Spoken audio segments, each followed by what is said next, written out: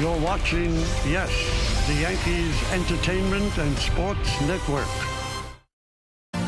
When Babe Ruth clubbed his 60th home run against Tom Zachary in 1927, he said, 60. Count 'em, 60. Let's see some other player match that. 95 years later, Aaron Judge did just that. Leading off the bottom of the ninth inning, Judge ripped a 3-1 pitch into the left field bleachers and took a seat next to Babe in Club 60. Perhaps more impressive, Judge did it in his 147th game, while the Babe took 154. The magnificence of the moment last night was only tempered by a reluctant curtain call by Judge, who only celebrates victory and not personal accomplishments. And his homer just pulled the Yankees to within 3 runs in what had been a sloppy game. But Giancarlo Stanton fixed all that 4 batters later when he further electrified the stadium crowd by hitting a walk-off grand slam, giving the Yankees an improbable victory and finally bringing a smile to Judge's face. Judge's homer made history, while Stanton's blast was history off the bat. Tonight, Judge tries to catch or possibly pass Roger Maris and become part of forever. Judge chases history. Next on Yes.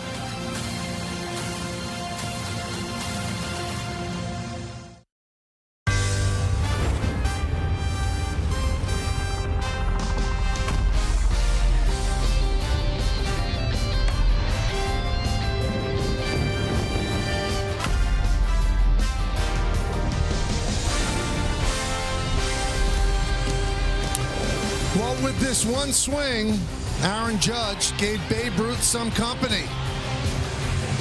Little curtain call, still not happy, but then this swing gave the Yankees a victory. A walk-off grand slam and a big night, a glorious night in the Bronx. Dance, you deserve it. We'll see what happens tonight. Is there more history on the docket? And it is time for baseball as the Yes Network presents New York Yankees baseball. It's the New York Yankees against the Pittsburgh Pirates, second game of a 2-game set from Yankee Stadium in the Bronx, New York. Hello, everybody, and welcome to Yankees baseball, along with Paul O'Neill and David Cohn. I'm Michael Kay. We start with you, Paul. You've had a lot of time to think about what happened last night. What are you thinking? Well, I've been to the store, I've been to the deli. Everybody is talking about the same thing, and it's Aaron Judge, and the Yankees won. Yeah. But you know what? He is still chasing. This thing isn't over. He has a ways to go. I can't wait to see what happens again tonight. Now, obviously, what Judge did has historic proportions. What Stan did might have World Series proportions for the Yanks. Well, absolutely. You know, he really needed that. The Yankees needed that. He put on an absolute laser show with that swing, and maybe that one swing is the one that gets him going. Well, it was a big night in the Bronx. What do we have tonight? Well, there's a lot of storylines. Obviously, Judge, Luis Severino's on the mound as well. Meredith Marakovitz covers it all next on Yes.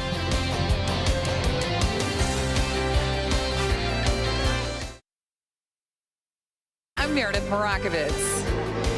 Aaron Judge will continue his pursuit of history tonight. He is now just 1 home run away from Roger Maris's record of 61. He is leading off for the Yankees and playing right field, and you better believe that the fans are going to be on their feet for every at-bat, wondering if that is the one that ties Roger Maris. We'll have that covered throughout the course of the broadcast, but not to get lost in it all, Luis Severino is off the injured list and starting for the Yankees this evening. When he spoke in the clubhouse yesterday, he said he's probably good for about 65 pitches. He was extremely encouraged with where his velocity was at in his rehab starts, also the feel he had of the baseball coming out of his hand.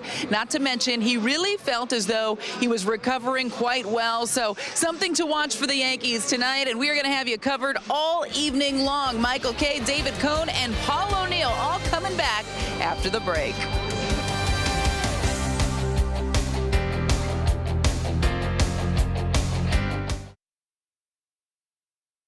Chance of rain is 2%. Humidity is 62%. The wind out of the south at 10 miles per hour. So the Yankees try to shave another game off of their magic number to win the American League East. And there's scenarios today that the Yankees could, in fact, clinch a postseason berth. And we'll be monitoring those as we move along. Obviously monitoring every at-bat for Aaron Judge as well as the Yankees take the field. And Judge obviously gets a nice hand from the fans in right field and also in the judges' chambers. Everybody here to see the Yankees play and mostly really to see Aaron Judge hit his 61st, maybe his 62nd home run. So Severino off the IL, and he is warming up to Jose Trevino. Why don't we take a look at the Pirates starting lineup? It's brought to you by TikTok. TikTok taught me. O'Neill Cruz, the shortstop, will lead off. Brian Reynolds in center field, bat second. Hitting third, playing second base. He had a home run last night, Rodolfo Castro. Former Yankee Ben Gamel is in right field, cleaning up. Batting fifth, the third baseman, Key Brian Hayes. Cal Mitchell, the DH, is going to bat sixth. Batting seventh, left fielder Jack Sawinski. Zach Collins at first base will bat eighth, and batting ninth and catching, it is Jason DeLay. Well, what a nice sight that is to see that man on the mound here at Yankee Stadium. You can see he's been out a long time. This will be his 17th start. Numbers have been good, really. He was off to a good start.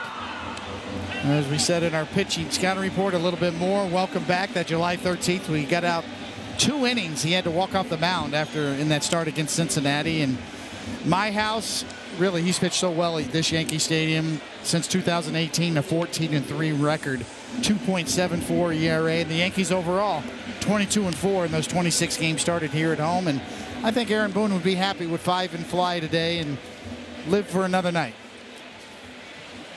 Let's check the defense behind him, brought to you by your local Tri-State GMC dealers. Cabrera, Bader, and Judge. Left to right in the outfield, Donaldson, IKF, Torres, and Rizzo. In the infield, Trevino catching Severino.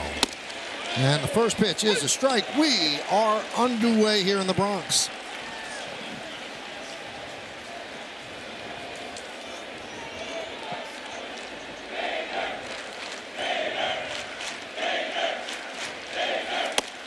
And the pitch is a strike, 0-2. 97 miles an hour, so he's feeling pretty good. Yeah, that's the way he was throwing in his rehab starts as well. Very encouraging.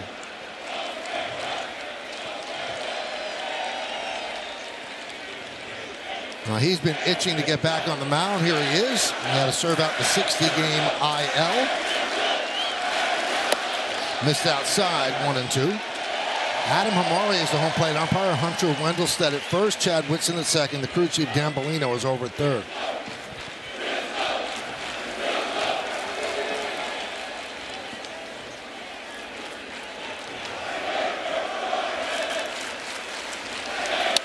Foul back. Against the left-hander, Nestor Cortez last night. Cruz batting lower in the order. Much better hitter against righty pitching, so he's leading off.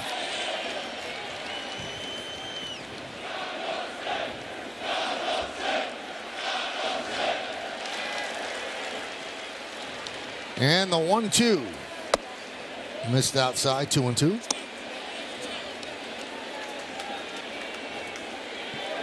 Good change up there. Cruz able to just take it. He had all kind of problem against Loaizaga last night and struck out against the changeup. Said he's got him set up for another one. And to the fastball, Cruz, obviously a fastball hitter, 6'7". We've talked about all the tools and how hard he hits, how hard he throws. He does everything right. It's just the idea of putting it all together and able to do it day in and day out.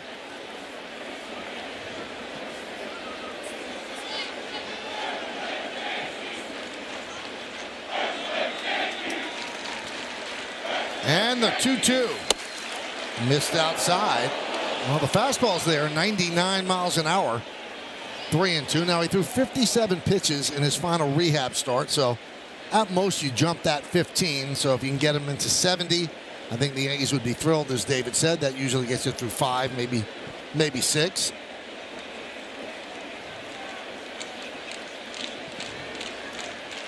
And the payoff. Another walk for O'Neill Cruz. Now it's time for the keys to the game, brought to you by your local Kia dealers. Well, it is a quick turnaround. I mean, after the emotional win last night, sometimes it takes a while to shut it down when you get home from the game. But, you know, it's a great time to take another one off and try to win this American League East title. The Judge watch is still going on. Bullpen questions. All of a sudden, that man right there has got some questions how he is going to save games. We'll see where it goes from here. And Stanton and Bader, big games last night. I think they're a big part of what's going to happen and how far this team can go in the playoffs. Brian Reynolds takes a strike. He had a career-high 4 hits in last night's game. Last 15 games hitting .333. Tremendous defensive center fielder.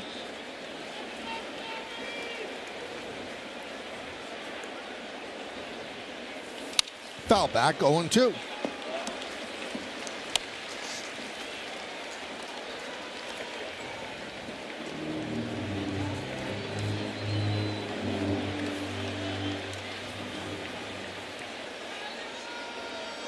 Well, David mentioned how good Severino has been at Yankee Stadium. Well, in interleague play, 1.78 ERA.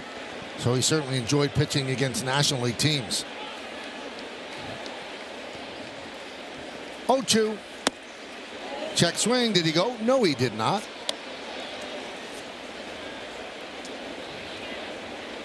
Good pitch, good take.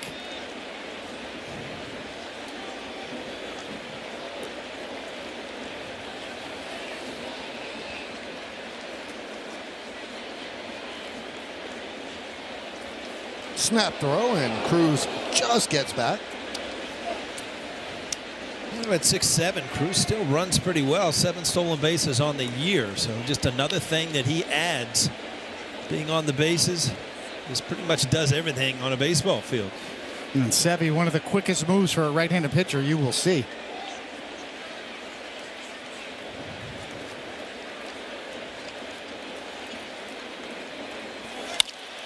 There's a ground ball right side, and there's nobody at second, and everybody's safe. Well, that is a function of the shift. Sometimes there's no one there. I don't know why Donaldson stopped there. Obviously, you know, going into this play, I mean, this is an easy play, and then he kind of just went back. I mean, you just got to continue through, get the force at least. A little miscommunication right there. See Josh Donaldson kind of tapping, my fault. Yeah, I don't know what he was reading. Not getting to second base. Almost looked like he was concerned about going to third because he thought Cruz could pop up and run there, and it was uncovered. That's exactly right, Michael. He's sort of like he overthought it or overread it.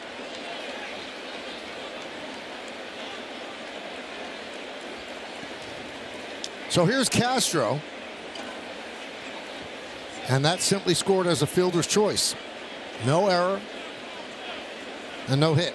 So first and second. Pitch inside to Castro.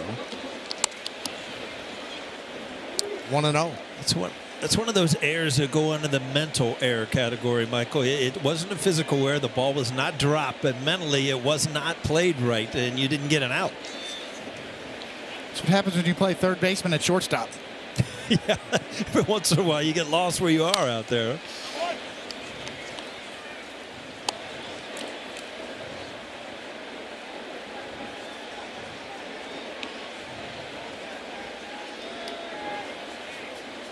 Castro hit a big 3-run home run last night. Kind of set up the Yankees' thrilling come-from-behind victory in the bottom of the 9th inning. It was his 11th home run of the year. Cruz at second. Reynolds is at first. Still nobody out. Top of the first inning. 1-2. A little mistake in there, Michael. I mean, with that bat flip, the way I thought that was his 61st last night, the way he played it, huh?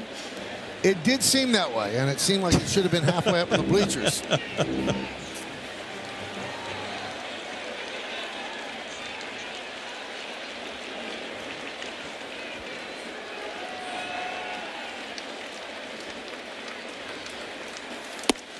Strike 3. Castro down looking. 1 away. Well, Coney, I don't know as a pitcher when you've been off the mound for a while, but I know when you on the IL as a hitter, it takes a while to really trust that you're ready for game action. And I would imagine, you're looking at the radar, but how is the ball coming out? Where's my control? It does take some time when you've been off this field and all of a sudden you're in a game situation. Yeah, and that's what Severino has said throughout his whole rehab, that he feels better now than he has all year long. Certainly throwing free and easy so far. Let's take a look at the umpire, Adam Hamari, and what he's all about. Well, he's pitcher-friendly, more high strikes, more inside strikes on lefty batters. 10th Major League season. And we saw that last line of the scouting report came true against Castro. Gamble takes outside 1-0.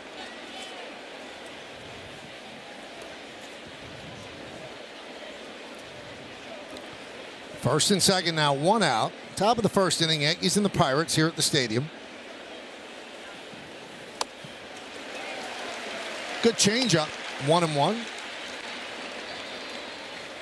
Yeah, Michael, you mentioned that Gamble, an ex-Yankee, and then he was traded to Seattle. He actually came up for only 6 games in 2016, but at one time part of this organization.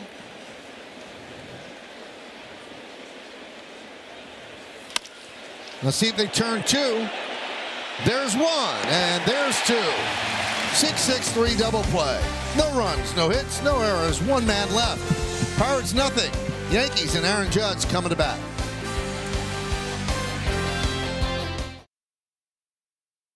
Will lead off here in the bottom of the first inning.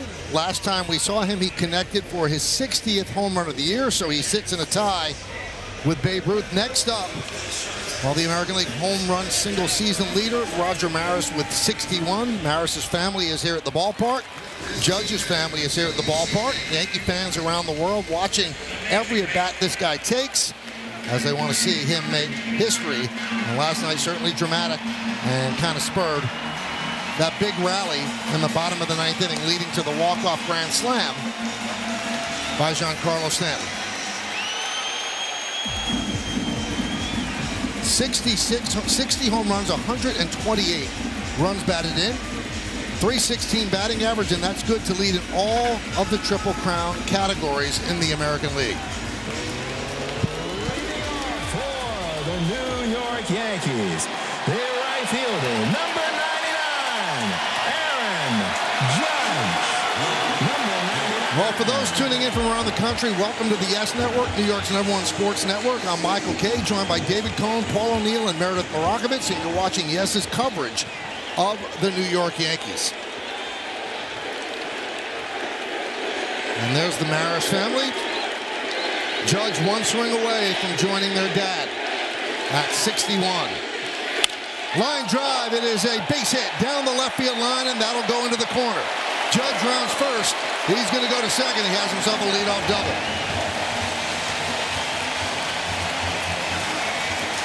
Well, you hear the claps, but they're not the claps you would have heard if it would have gone out of the ballpark. But you got to realize that Aaron Judge is also, coming into the game hitting .316, and that was very important for him to hit over 300 this year.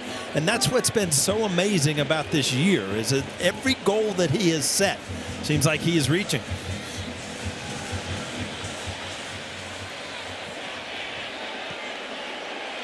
Got some nice Zapatos on tonight, Paul. Some new shoes. Yeah. Sparkling some new colors out there. Those are sweet. Here's Anthony Rizzo. Fouled straight back.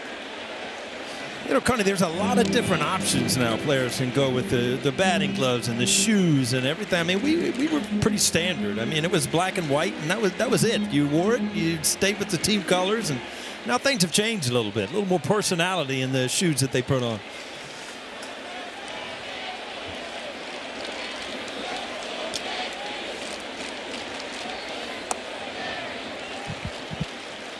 One and one.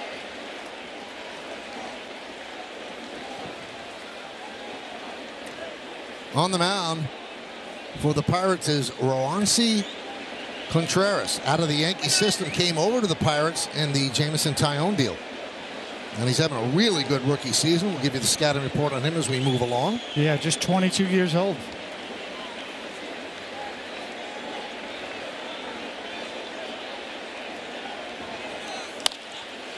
Grounded foul.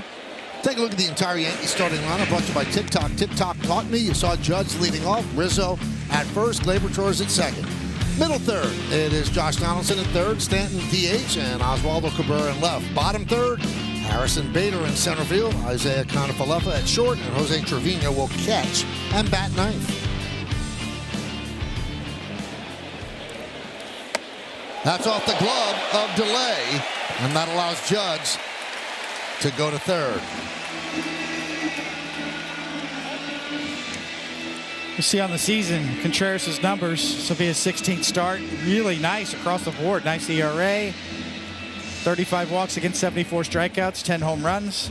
He's got a riding fastball, averages almost 96 miles an hour, and the slider goes down, so it's a good combination. Fastball rides, slider drops, and the workload management. They took him out after 55 pitches in his last start. Swing and a miss. He strikes out Rizzo with a runner on third and nobody out in the infield back. Well, it's a good slider you were talking about, Coney, and it isn't a sharp break, but it goes down. You see that dot on it? That's where lefties like it down and in, and that's why it's so tempting. And Coney, you used to throw me that thing and just dare me to swing over the top of it time and time again.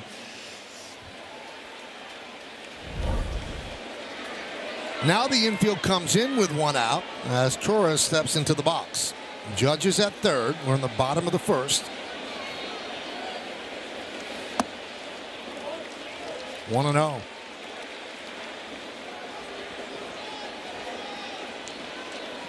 The pitch that moved Judge to third was officially scored a wild pitch, although off the glove of Delay.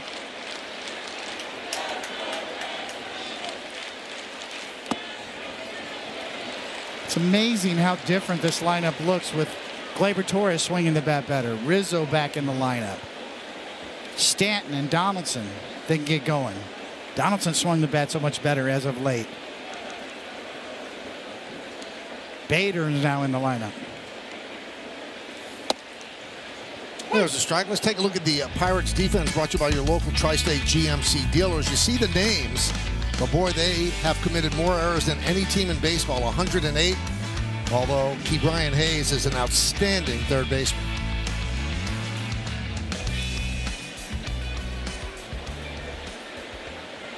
Two-one. Just missed. 3-1.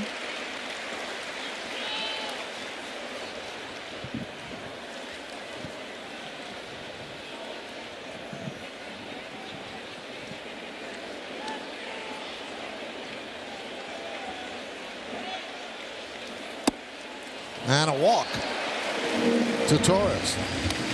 Now, we mentioned at the start the Yankees can actually clinch a playoff spot tonight. How do they do it? They have to win. Orioles have to lose, and the White Sox have to lose. If all of those things happen, the Yankees are in, and they'd be in for the 58th time in franchise history, far and away the most of any team in baseball. Next up would be the Dodgers at 36. And for the Yankees, it would be their 6th playoff appearance in a row and 24 out of 28 seasons. Infield backs up, double play depth for Donaldson. First and third, one man out.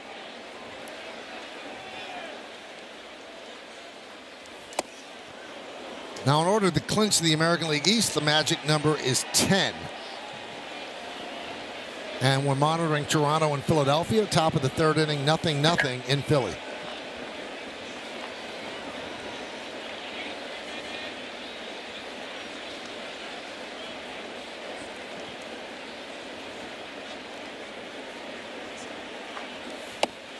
Couldn't hold up. 0-2.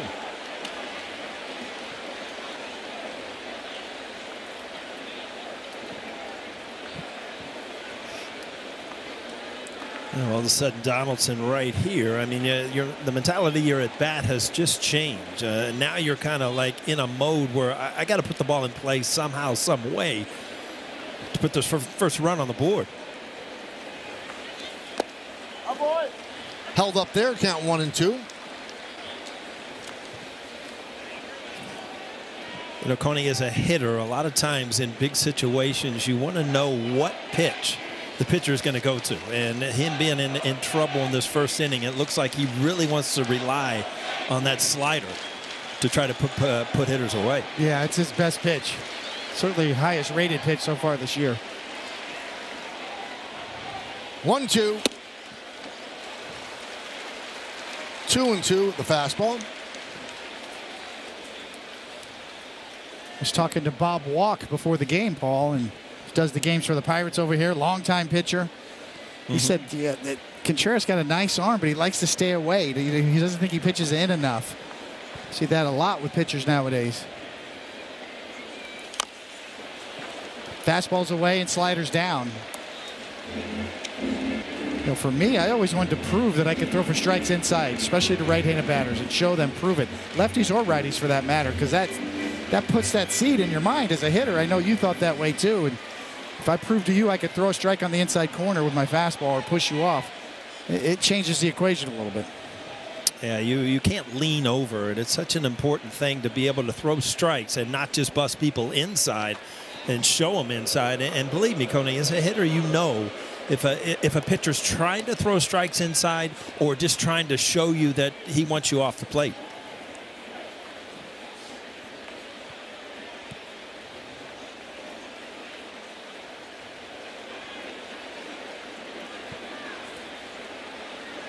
2-2. 3-2.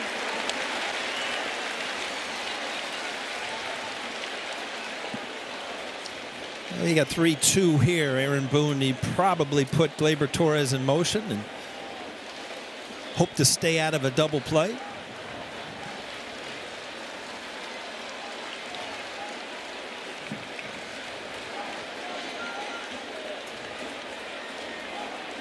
Torres stays put, and that was the wise decision as Donaldson strikes out 2 away. So you got that crystal ball over there in the dugout, and you see a strikeout coming. You hold Gleyber Torres, and you give Stanton an opportunity after a big grand slam last night to try to have back-to-back good at-bats. That riding fastball we talked about, good carry on it, just above the belt. Well, Stanton had a rough night before that 9th inning at bat. He walked and had 3 strikeouts. Hearing the boos from the crowd, locked in and walked it off. Yankees' 15th walk-off win of the year. Now the team record is 17, set in 1943, and the Major League record is 18, set by the 1959 Pirates. And for the Yankees, it was their 7th walk-off home run of the year.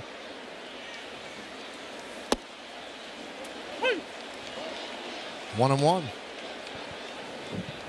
Yeah, it was one of those cheers. I know that Stanton hit a grand slam to win the game as a walk-off, but the cheers he got from the crowd was a different level. On top of the boos from earlier in the game.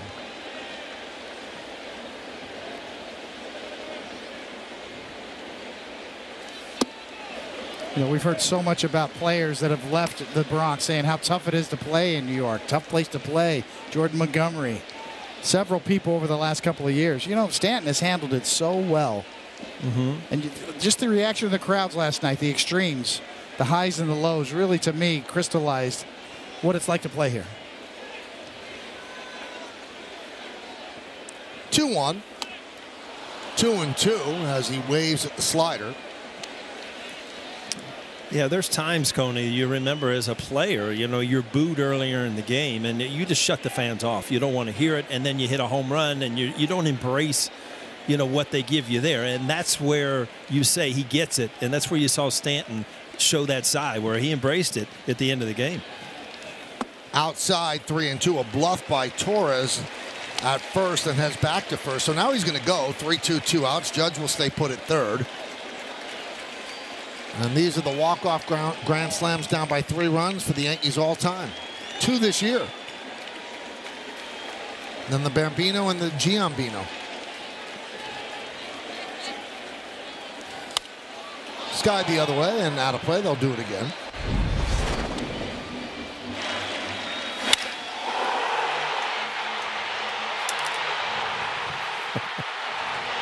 If you blink, you missed it.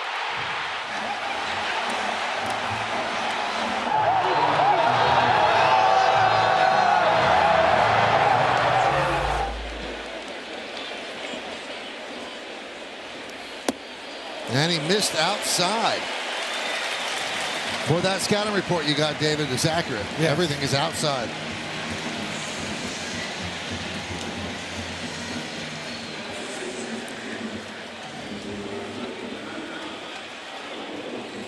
If he's on a pretty strict pitch count, he's getting halfway there. He's at 25 right now with this first inning.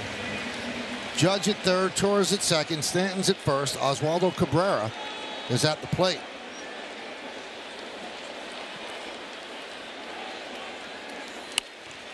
Jumps on the first pitch and fouls it away.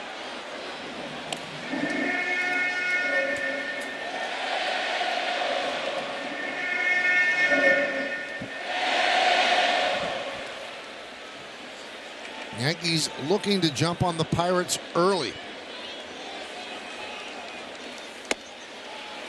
1-1.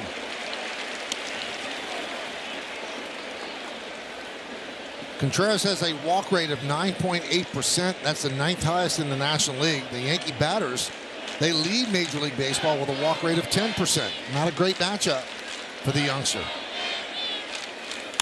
High drive, right field, going back, Gamble looking up.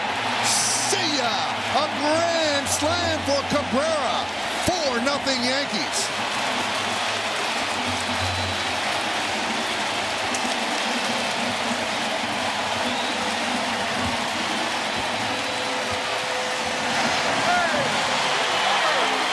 What a start for the Yankees, and Cabrera, his career grand slam, 3rd home run of the year. The last 2 big hits for the Yankees. Stanton's grand slam last night, Cabrera's grand slam here in the first. Yankees up 4-0 real quick.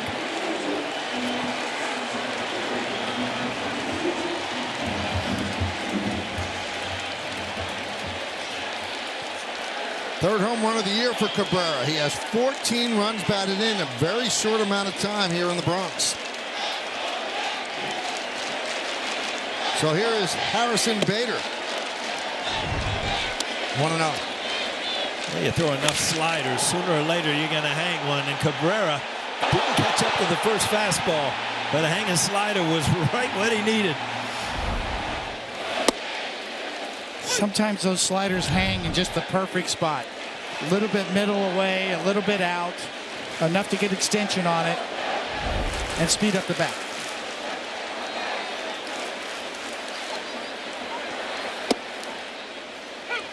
One and two.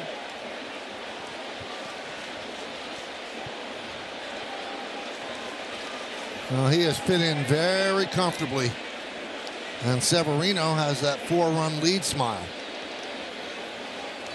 Swing and a miss. Bader down on strike, so Contreras rings up 3 strikeouts, but the Yankees do damage.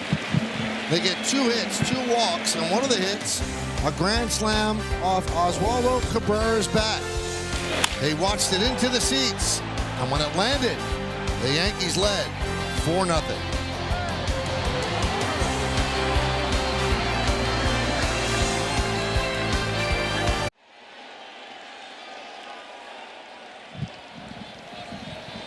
For nothing Yankees as we go to the second. Here's Ke'Bryan Hayes to lead off against Luis Severino. And a strike.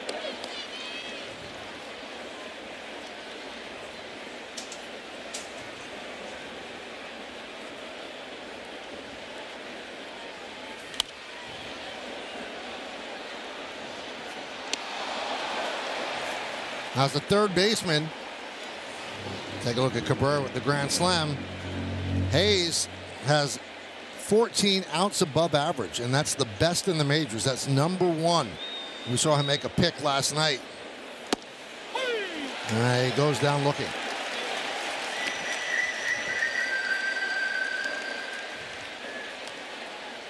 Four grand slams against the Pirates this season for the Yankees in 4 games. That'll usually get it done.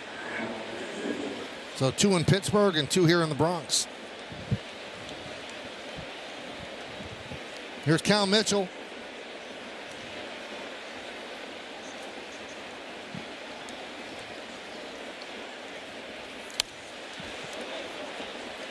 What they call it, San Diego? Slam Diego? Slam Diego. I can't really figure out anything that works with the Bronx. I'll have to call up Don Orsillo, see if he can come up with something.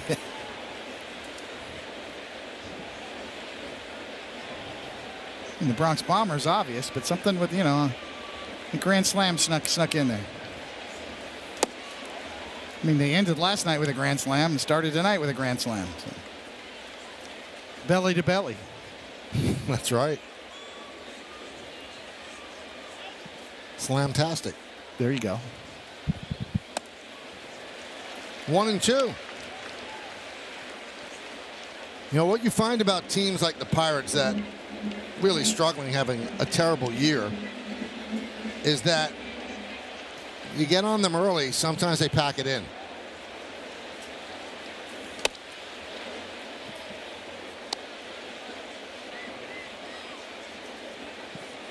This is where you love to see Luis Severino just get really aggressive. Go right after them. Fly ball center field. Bader coming on. He's there. 2 outs. Well, the MLB Ballpark app will complete your next visit to Yankee Stadium. Buy and manage game tickets, unlock offers, access exclusive content, and much more. Download the MLB Ballpark app today.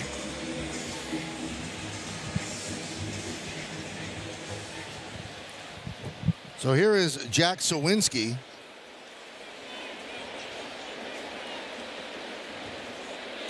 You know, the 4 grand slams against the Pirates, that ties the most grand slams the Yankees have hit against a team in one season. In 2011, they had 4 against the A's.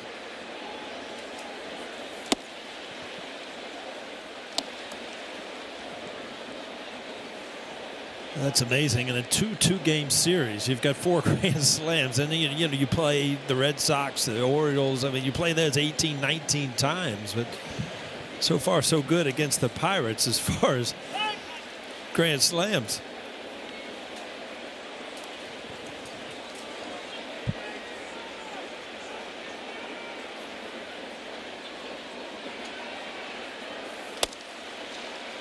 One and 2 on Sawinski.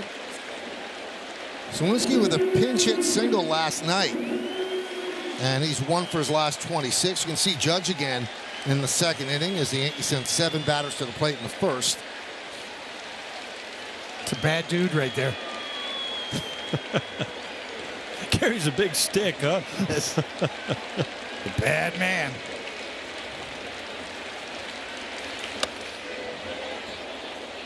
Two and 2.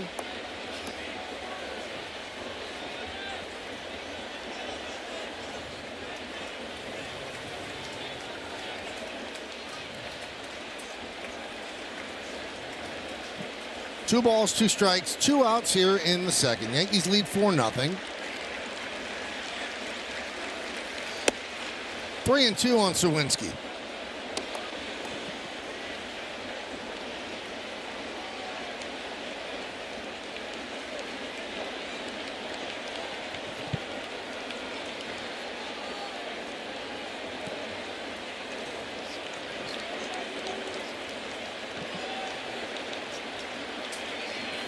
Swing and a miss. 1-2-3 inning for Severino. Judge bats third in the bottom of this inning. The Maris family watching closely. They're in the ballpark. The entire baseball world looking for that one swing that will give him 61. Vehicles of the Yankees. Tonight's picture was submitted by Casey. His son Logan was born during Derek Jeter's final weeks in pinstripes and now is growing up to witness this historic season with his dad. It's the thread that brings it all together. Use the hashtag Toyota Pinstripe Pride. Mention yes in pictures you post to social media. Reflects your love for the Bronx Bombers. We might spotlight you in a future game. There's a strike to Kiner-Falefa. 8-9-1 in the Yankees order. Yankees 89-58. And there's a strike, 0-2. Got some good suggestions on Twitter in between innings for the nickname for a grand slam. Kind of a take on the Bronx or the Yankees. Line drive, it's a fair ball. Kicks off the sidewall. Gamble plays it out there. IKF going for 2, and he makes it with a double.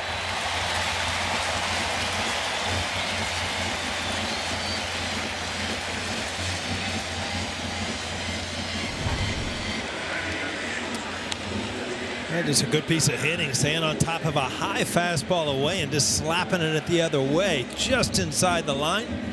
IKF got good enough wheels to turn it into a double, even though that hit the short part of the wall out there and shot right back to Gamble there in right. Here's Jose Trevino against Contreras. And a strike.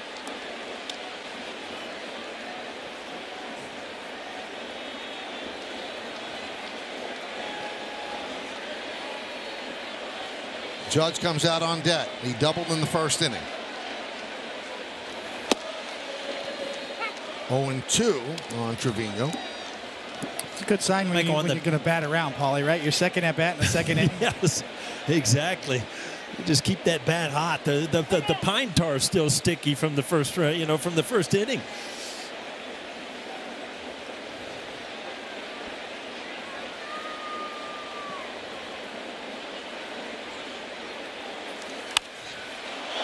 Foul ball. Several suggestions, Michael, but the best one is the Slambinos. It's kind of a takeoff. You know, Don Orsillo and Mark Grant do such a great job for the Padres covering their games, and Slam Diego.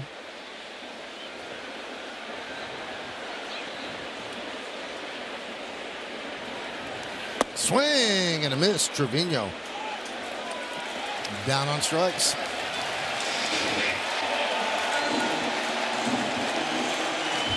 Well, for those tuning in from around the country, welcome to the Yes Network, New York's #1 sports network. I'm Michael Kay, joined by David Cohn, Paul O'Neill, and Meredith Moragovitz.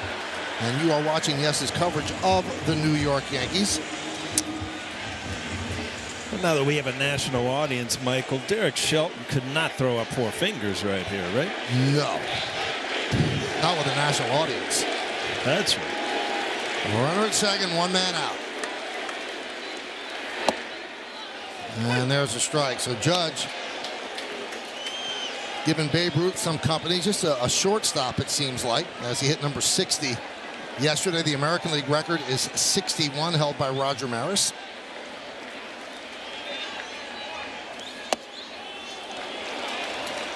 One-on-one.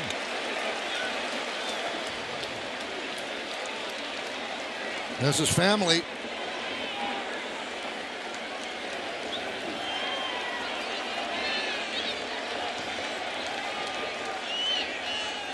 The 1-1. Waves at that one, 1-2. Good slider by Contreras. It's like the Masters, right? When Tiger Woods is ready to tee off, everybody goes silent. The Judge has teed off 60 times this year. Swing and a miss. He goes down on strikes. 2 away. As is his custom, when he makes an out, the gum goes. That's right. And another good slider right there. He's stuck with that slider pretty much the whole at bat. Got a swing and a miss from Aaron Judge.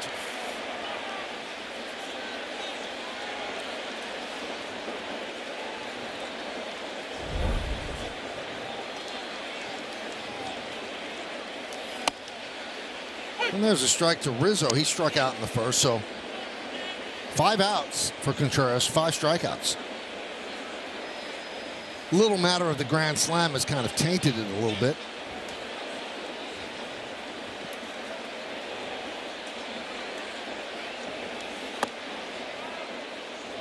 Oh, 2.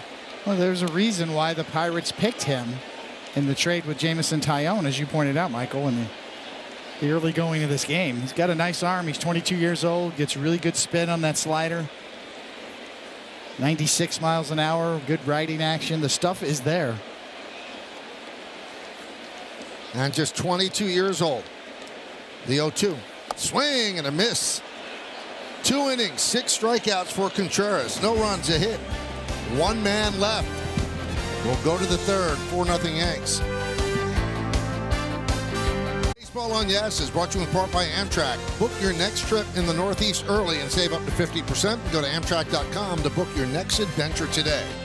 By FanDuel Sportsbook, make every moment more. By Cadillac, there's no better time to be in a Cadillac. Visit your Tri-State Cadillac dealer today. And by the New York Lottery. Get out there and play. Some of the faces from the 1960 World Series. As Collins fouls it back, we start the third inning here at the stadium. And one of those faces, Bill Burton, actually managed the Yankees.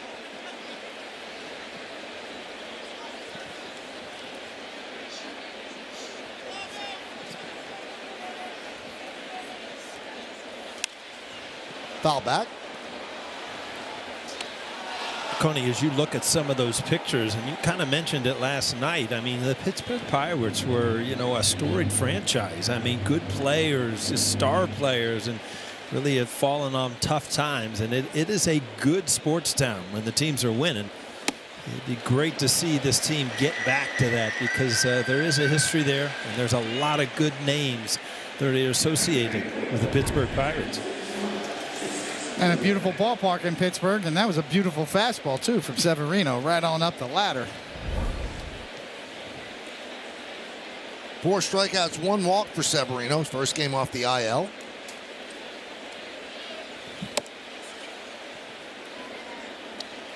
Delay takes a ball.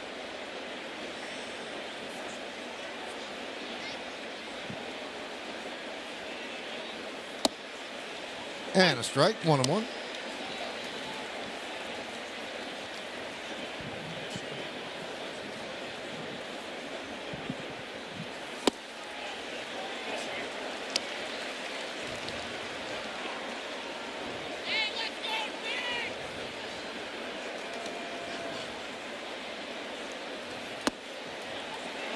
Yeah, he goes around. A little bit of a delay there as Delay strikes out. You've been holding that one in your pocket all night, Michael. I'm glad it worked out for you.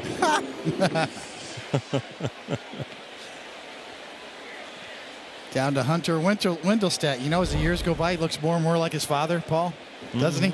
Harry. I loved Harry. I thought he was one of the better umpires. He was actually personable, would talk to you. Great. Fantastic. Here's O'Neal Cruz. Paul, you had a little FaceTime with O'Neal Cruz today, didn't you? I did. It was really, really cool because, you know, you see a player from afar and you don't understand, but boy, what a personality he had. Just a beautiful smile and just full of life. Just couldn't wait to get back out on the field. I asked him what he thought of Yankee Stadium, and he just said he wanted to beat him, which I thought was kind of interesting. And I said, you know what, if your father had another child today, I guarantee his name would be Aaron, for Aaron Judge. It wouldn't be O'Neal. And he said, no, he'd probably call him Paul. It was just a fun time to sit and talk with him.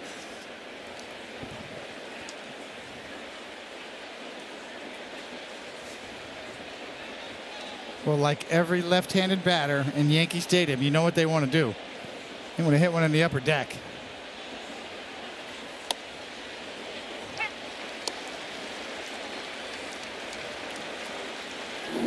You know, Cruz hit the hardest batted ball all year. It was 122 plus, so he might dethrone Stanton from that. But, you know, he's one guy that I would like to watch take batting practice and just see where he reaches, what part of the stands, because that's always interesting with Judge and Stanton to watch batting practice and see how far they can hit him.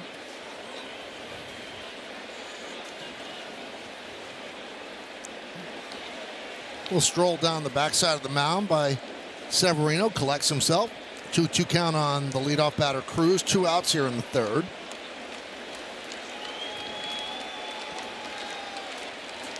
And the pitch. Trevino could not hold on. Would have been the third strikeout of the inning, so they'll do it again. You know, that batted ball I was talking about, Michael Coney, 122.4, which was the fastest ever recorded since they started that in 2015. So we'll see where it goes from here.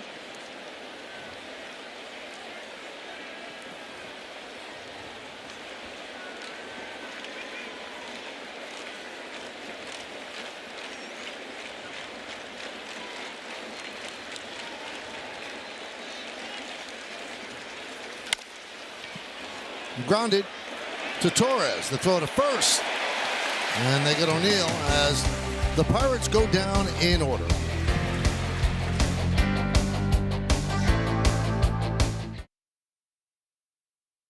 I'm so proud that 12 13 años cuando me di cuenta.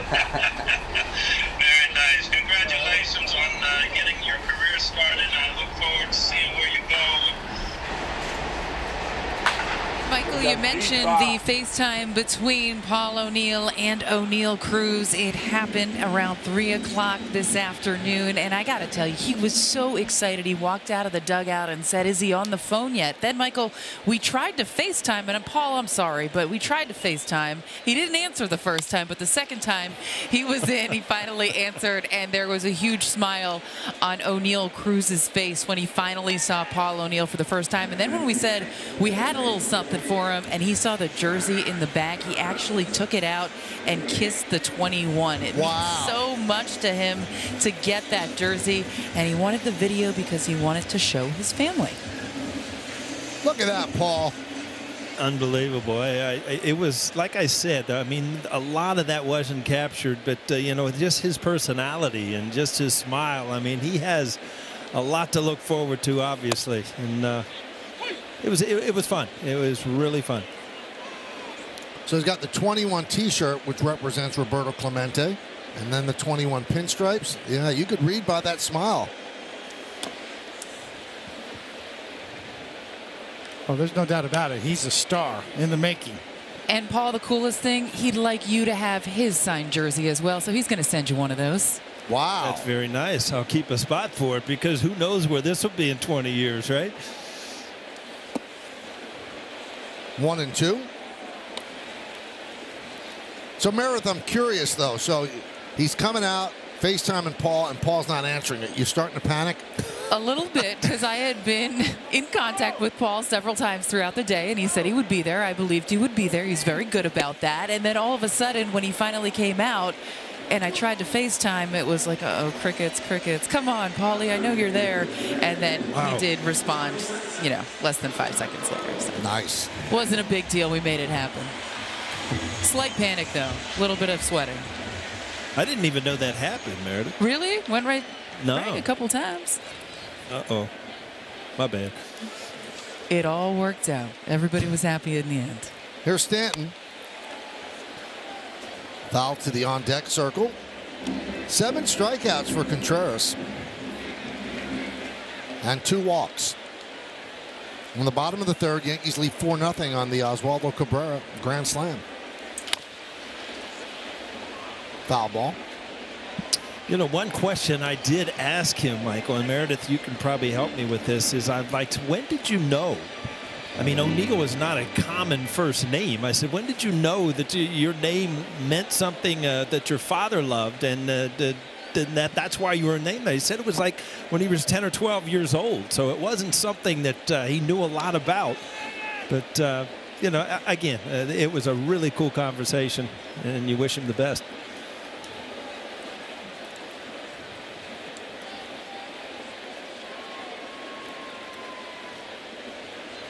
Swing and a miss.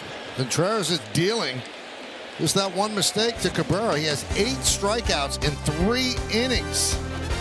Stanton goes down, and we go to the 4th.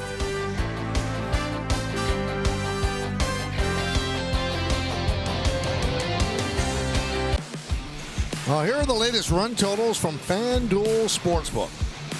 Right now, new customers can get a no-sweat first bet up to $1,000. Download the FanDuel app and start making every moment more. We go to the 4th inning on the Audi scoreboard. It's 4-0 Yankees.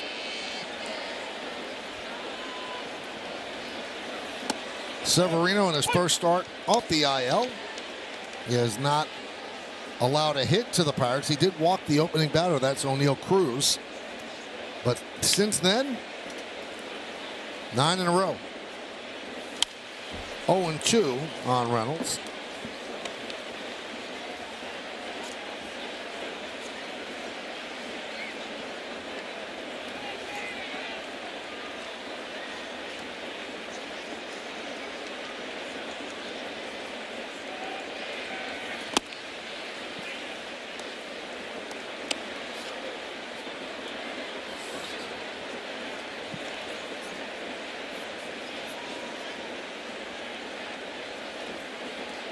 And Sevy's throwing strikes, almost 2-1, 33 strikes and 16 balls.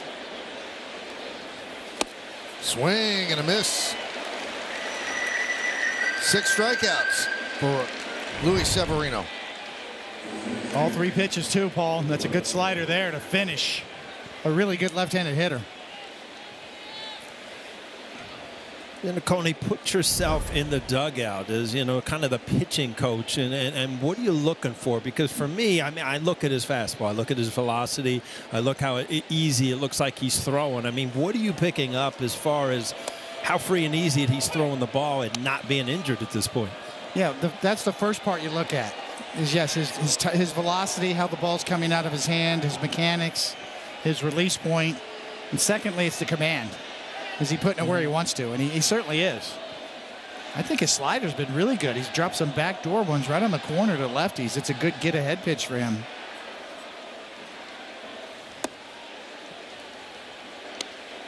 So sometimes Sevy will get into a little bit of a fastball changeup mix a lot, and his slider will come and go. But his slider's been good. All 3 pitches really have been good tonight.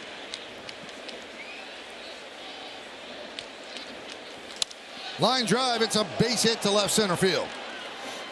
Castro gets himself a single. That's the first hit for the Pirates against Severino.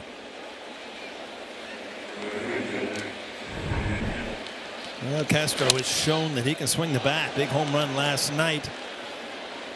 Line drive to left field right here.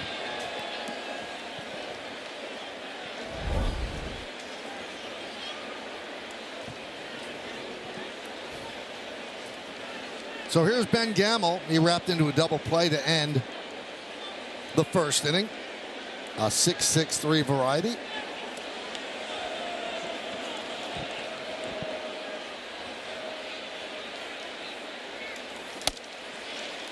And a strike.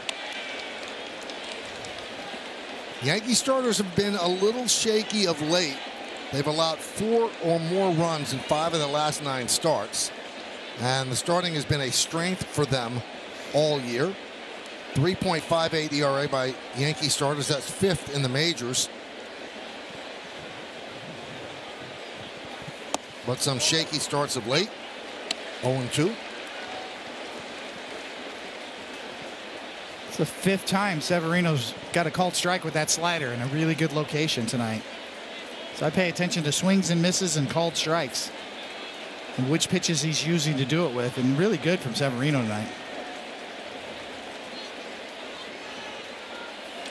Line drive, another base hit to left center field.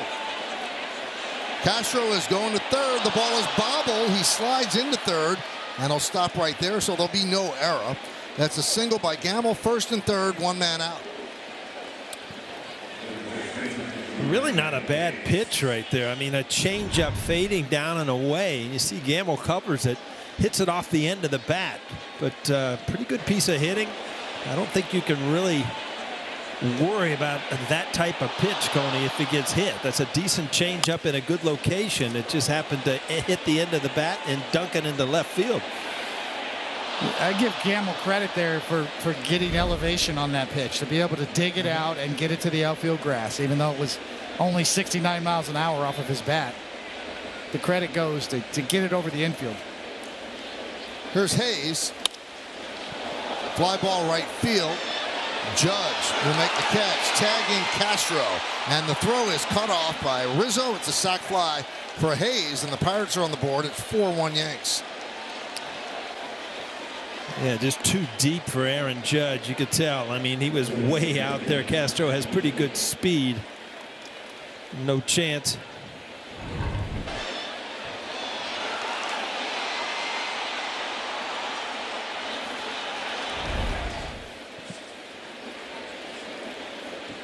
So Castro scores. 39th ribby for Hayes.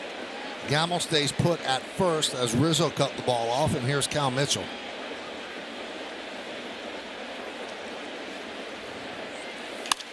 Grounded right to Rizzo. He steps on the bag, and that will do it. 1 run, 2 hits, 1 man left. We go to the bottom of the 4th.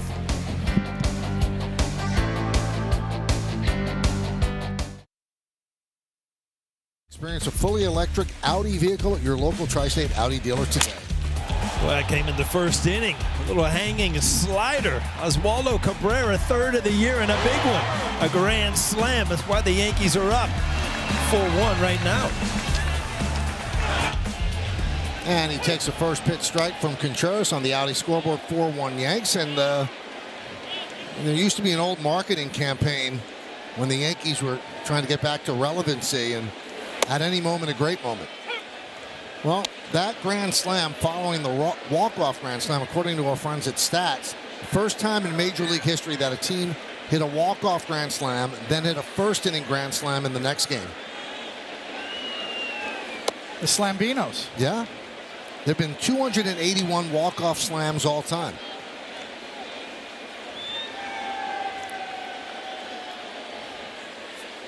So you don't like Grand Glam Central? Or what was it? Grand Slumcho? Nah, that's bad. Answered your own question. Michael, that's right. Just give up. That's all right. How about the 4 train? Somebody had that. That's not bad. That's pretty good. That's not bad. That's pretty good. Slambino's probably works the best.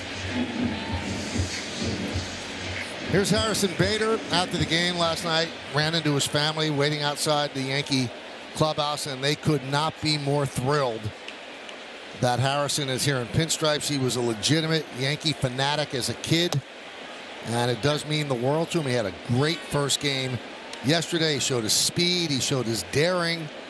Some clutch hits as well. Had 3 runs batted in.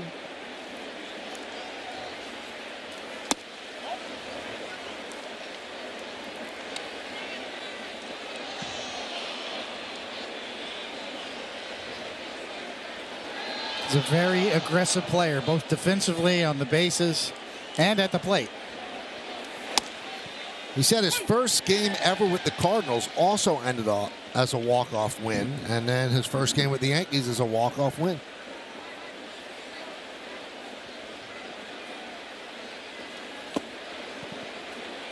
Three and one. I think the key is, and Paul pointed this out last night, that he came out of last night okay. I know, you know, he's had 3 months to rehab his plantar fasciitis. Waved through that pitch. He said it turned into a bone edema, which was fluid on the bone, actually, at one point. He tried to play through that injury, and it ended up making it worse. But he seems to be okay, and he got tested last night. Chopped to third, Hayes. And he gets Bader for the second out. Now let's check out the Verizon player profile on Roansy Contreras. 22 years old from the Dominican Republic. Second big league season. 3 seasons in the Yankee organization. And he was part of the package at the Yankees sent to Pittsburgh in the Jameson Tyone deal. He was in the 2021 Futures game. He has 9 strikeouts, 2 outs into the 4th inning. Pitch inside to Kiner-Falefa, who doubled his first time up.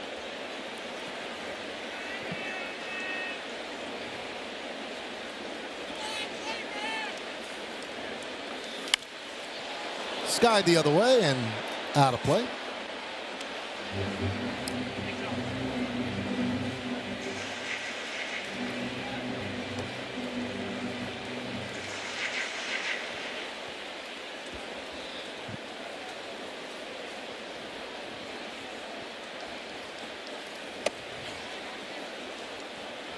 Two-1. So 9 strikeouts and 2 walks for the youngster.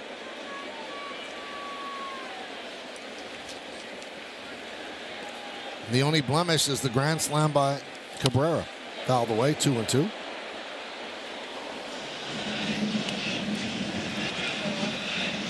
I mentioned in his last start, Derek Shelton, the manager, pulled him after 5 innings, or 55 pitches rather. Letting him go a little bit here tonight. Pitch number 70 about to come. Fly ball right side. That's out of play. You know, Coney, you went over it in the scouting report about the workload, and you know that's one luxury you have. You know, bring up young pitchers, and you know you're having a year. Obviously, you're going to lose 100 plus. So, you can manage their innings and keep them where you want for the future.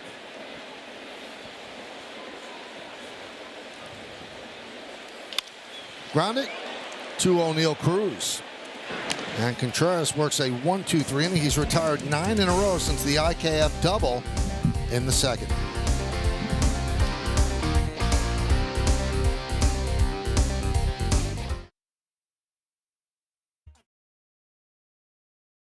We go around the majors. Congratulations to the Braves. They clinched the playoff berth. They're 1 game back of the Mets in the NL East. Phillies 5-game losing streak. And that's not good as they're trying to hold on to that wild card spot. And the Orioles 5-10 in the last 15 games, and they're 5 games back of the final wild card spot in the American League. Sawinski grounds to Rizzo, who flips to Severino, just gets the bag for the first out.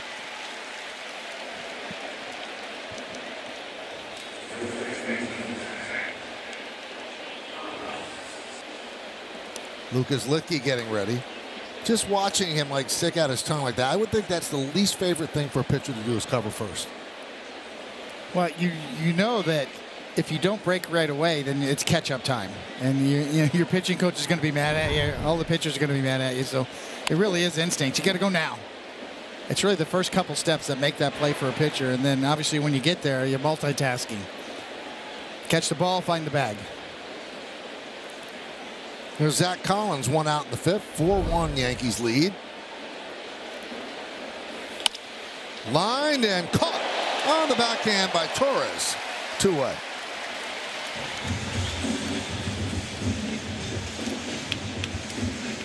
I can still hear that in the back of my ear, Coney, is, being a left-handed hitter and hitting the ball to the right side a lot, obviously. Every single time you made contact, you would hear that catcher in your ear screaming, "Get over, get over," talking to the pitcher, immediately trying to remind them to break over there.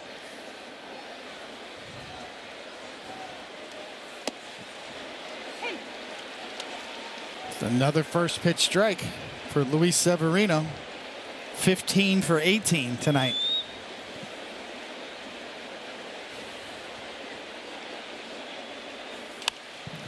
Fouled away. See Judge in the bottom of the 5th inning. Time for the Honda home run leaders. Well, through 147 team games, Judge with 60. Only 2 others have more. Barry Bonds with 64 and 01. Mark McGwire 62 and 98. Ground ball. Grabbed there by Torres. Nice 1-2-3 inning for Severino and 5 strong coming off the IL. And we'll see Judge in the bottom of the 5th. Record-breaking pick-and-play jackpot on the Yes app. Correctly answer 5 questions about the game when 99 will hit number 62, and you can win up to $62,000. The game is free to play and is open now, so download the Yes app, tap on the play tab, and get ready to watch history and win big. See official rules for details. Severino's night is done, 5 strong. The manager comes over, says good job. And if the bullpen can hold on, he'll get himself a victory in his first game off the IL. 5 and fly. That was in the scouting report. That was it. That's what they wanted. He was good tonight. Here's Trevino. 1-0. On deck is Aaron Judge.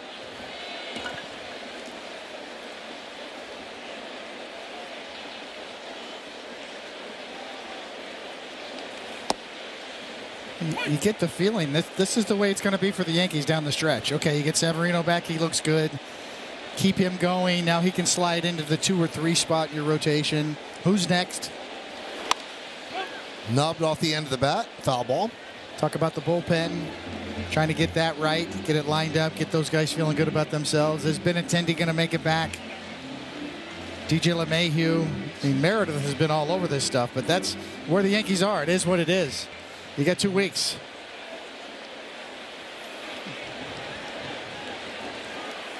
Trevino. High fly ball.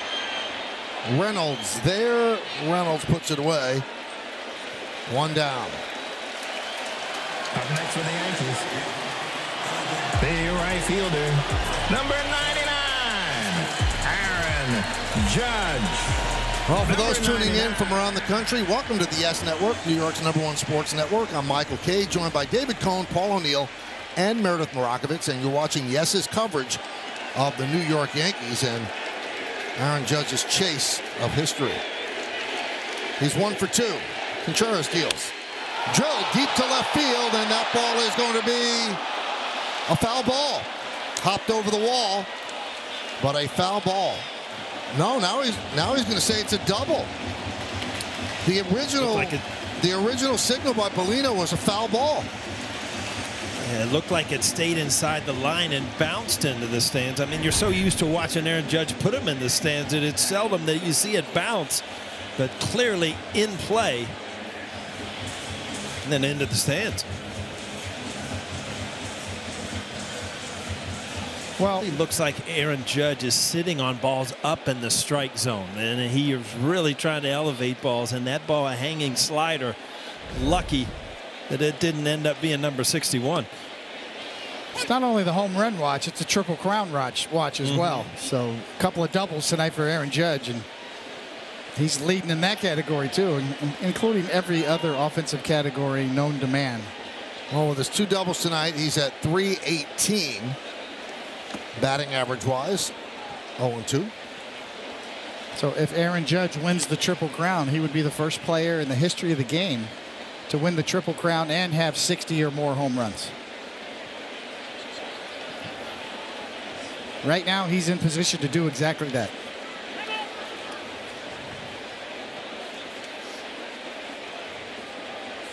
Ever's a long time, Conan. I don't know. Ever.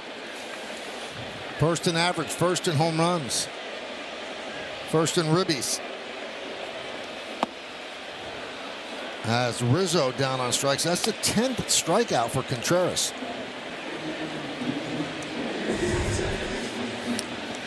You see this good slider. Cabrera early in the game on the grand slam got a hanging slider. Aaron Judge hanging slider. But boy, he has thrown some good ones. And Coney, it's effective to both lefties and righties, because you said earlier in the game it goes down. It's just not a sideways break.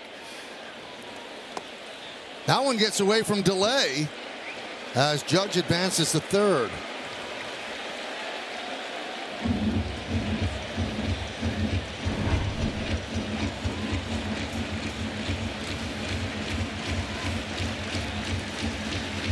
Tries to pick it instead of block it. Well, he did go around, so the count 0-1. 2 men out. Judge is at third base.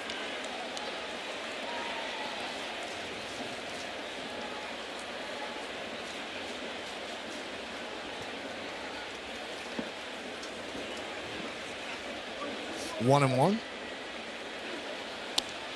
That, of course, has scored a wild pitch. We're in the bottom of the 5th inning. Yankees lead 4-1.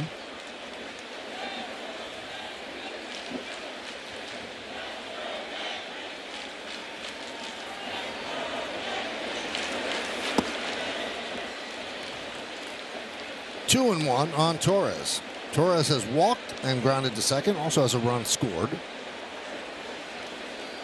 Aaron Judge in his last 15 games is now 30 for 60. We can all figure that out. He's hitting .500.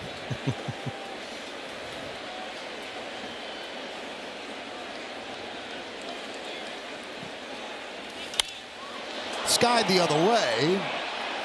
Gamble toward the line. And that'll make the seats. There's a number 21, Paul, right there. Must be a good game. Good free giveaway tonight outside, right?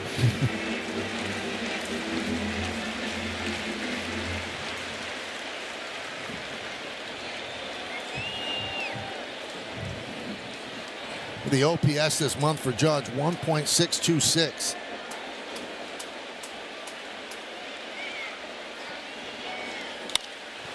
There's a base hit to left field. Judge will score. It's an RBI single for Torres, and the Yankees lead 5-1.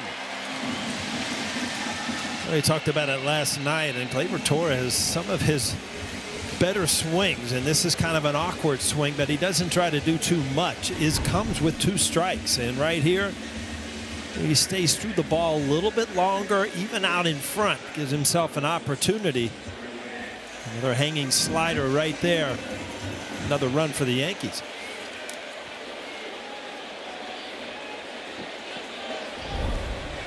So here's Donaldson. Runner goes, big jump, and the ball fouled back.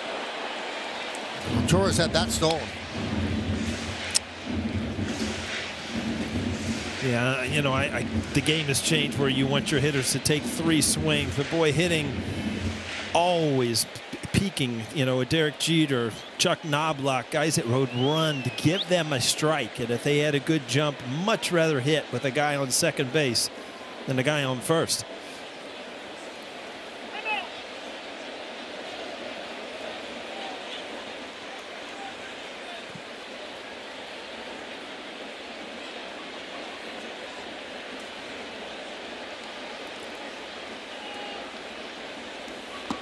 Donaldson has struck out twice against Contreras. Is that something you pick up, Paul, in the batter's box? You kind of see in your peripheral the guy taking off? Or? Yeah, there were many times where, you know, I would kind of look down and at Nobby or at Jeter, and just they knew. You know, I would talk to them.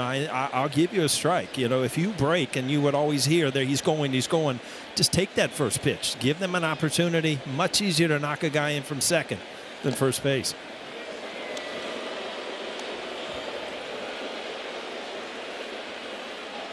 But from the left-handed batter's box, could you see a runner break from first?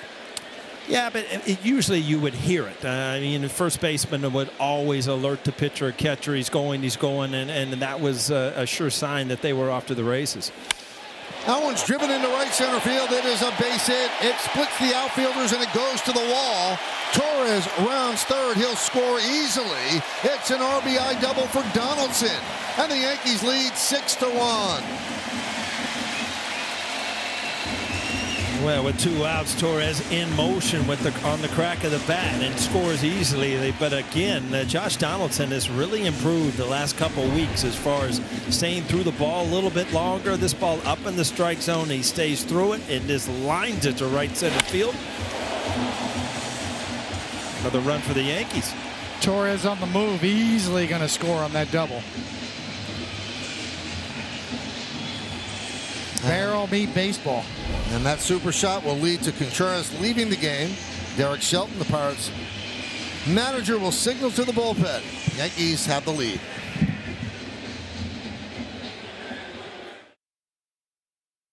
This is brought to you in part by Delta, the official airline of the New York Yankees. Delta, keep climbing. And by your local Ford stores. Come discover the new Ford lineup, including the Built Wild TM Bronco, official SUV of the New York Yankees.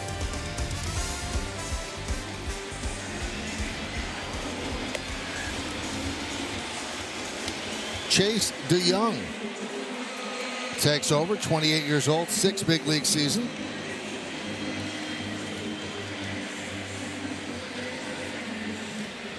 And Contreras showed you a glimpse of why the Pirates are so high on him, but he did struggle a little bit tonight with electric stuff.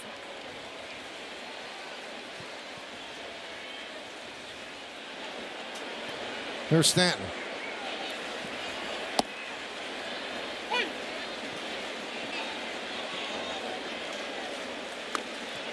The single by Torres extended his hitting streak to 10 straight. Donaldson RBI double, his 57th ribby of the year.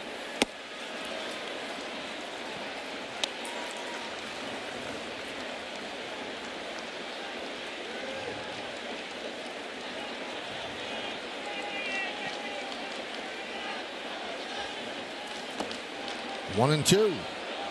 Stanton walked and scored in the first inning and struck out in the third.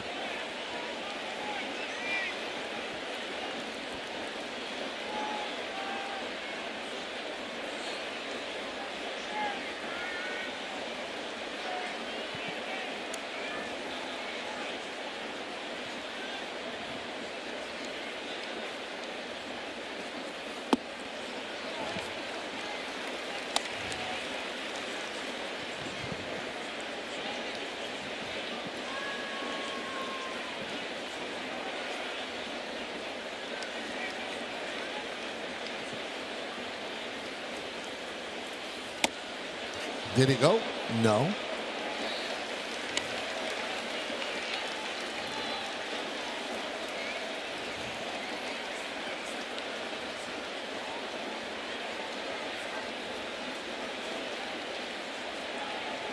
Donaldson at second with 2 outs. We're in the bottom of the 5th at 6-1 Yankees.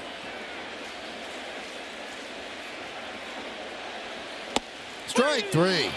Stanton down looking. But the Yankees get 2 runs, 3 hits, 1 man left. We go to the 6th inning. 6-1 Yanks.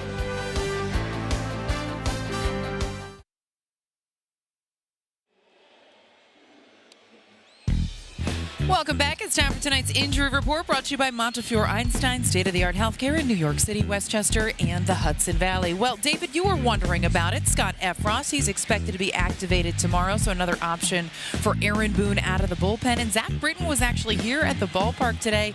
He finished his rehab assignment. Now it'll be up to the Yankees whether or not to activate him. Britton said his arm feels good. He feels ready to go. That was the motivation in trying to rehab as quickly as he did from having that surgery. He wants a ring. He wants to be a part of it. But Michael, as we know, the Yankees have a lot of decisions to be made when it comes to that bullpen. Whether or not they activate Britton is certainly going to be one of them. Also noteworthy, Aaron Hicks is a little bit under the weather, so he's distanced a little bit from the team right now. And DJ LeMahieu continues to try to come back from that toe issue. He was on the field today doing some fielding drills and taking batting practice, but no timetable on when he might be activated. Litke comes on. He'll face O'Neal Cruz, pitch outside. So Effross comes off the IL, Meredith. In all likelihood, Weissert goes down. Correct. But Britton, that's a tough one because he's coming off the 60. You've got to clear space on the 40 and then on the 28. And that's not an easy call for the Yanks. And, Michael, that's really what makes it complicated. Some of the guys that they've had for a while, do you make that decision, maybe not knowing exactly what you're going to get with Zach Britton? He felt pretty good about the rehab process. He said his arm feels good. His velocity was a little bit down, but that's not something they're overly concerned about. They think that is going to tick up a little bit, and they kind of told him, don't go out there and go crazy trying to throw it as hard as you can as you're going through the rehab process. So that's not exactly a surprise that it was sitting where it was sitting, but they almost feel like they need to be sure about Britton before bringing him back. Whether or not they are, that remains to be seen. 1-2, swing and a miss. Cruz strikes out. And finally, with LeMahieu, and listening to Boone, Meredith, he's kind of saying if LeMahieu comes back, you're not going to get him at 100%. It's whether or not he can manage the toe and be productive while doing so. That's the biggest question mark. He'll definitely be playing through some pain. But, Paul, you mentioned it as you were watching him when he was struggling prior to going on the injured list. It just didn't look like he was right in the batter's box, couldn't push off that back foot, and that was the problem. So if he can get to a point where they believe he can be a productive player, well, that's when you're going to see DJ LeMahieu back here. Reynolds with a fly ball to Bader, and he puts it away. And there was some quasi-good news on Matt Carpenter, right? Well, Matt Carpenter had another X-ray. It showed signs of healing, so he is no longer in the boot. He's starting to do more weight-bearing activity, but still a ways away. So both Matt Carpenter and Benintendi would likely be options should they advance in the postseason, but it doesn't look like you're going to get either of those guys back in the regular season. Thank you, Meredith. Top of the 6th inning at 6-1 Yankees. Here's Rodolfo Castro.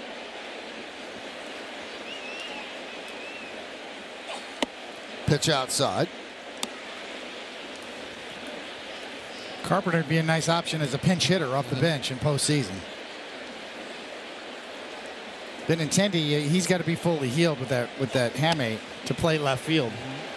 If he can't do that, then that's Carpenter's the guy that could be that piece off the bench, especially in this ballpark. It's really not a question mark either, Coney, because he did do some pinch hitting and he was successful at it. And, he fought back to find a swing, and his swing is so short and so compact that, he is a good option off the bench when you need a big hit. Yeah, you need Benintendi for left field. If he can't get the full Monty with him, then, it's lights out. And you think with a guy like Matt Carpenter, how is he going to be after not seeing live pitching for quite some time? But even with the boot on the last couple of weeks, he's been in the cage hitting off a tee and making sure he's trying to stay sharp in that way. That's ripped down the left field line. It's going to go into the corner. Gets away from Cabrera. And Castro will go to third, and he will make it. Well, that's just kind of one of the nooks and crannies in Yankee Stadium. I mean, it's a sure double, but he kind of played it into a triple by not keeping the Karam in front of him. And as soon as this starts to go underneath the padding and around the fence, you got to know as a left fielder, you just cut it off. And right there, he let that ball get by him. Lesson learned. Won't happen again. Good news is there's 2 outs.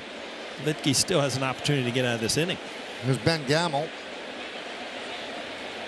He is 1 for 2. Double play ground ball on the first. Dunked a single to left center in the fourth.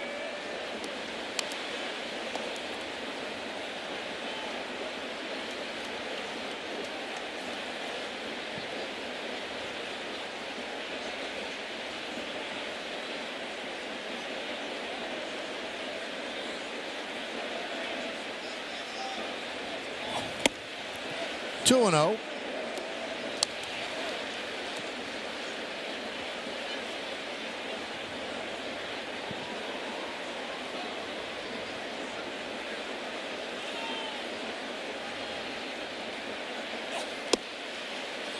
Three 3-0 on Gamel. The Yankee bullpen last night allowed a season-high 7 runs. The theatrics in the bottom of the 9th inning kind of erased some of the rough spots, but they did happen. And there's a walk to Gamel.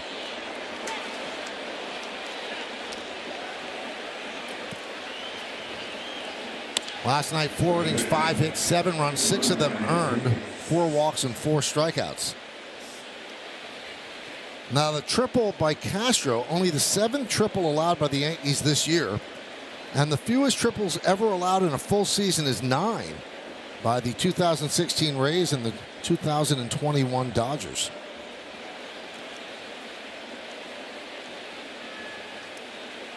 Triples have kind of evolved out of the game for the most part.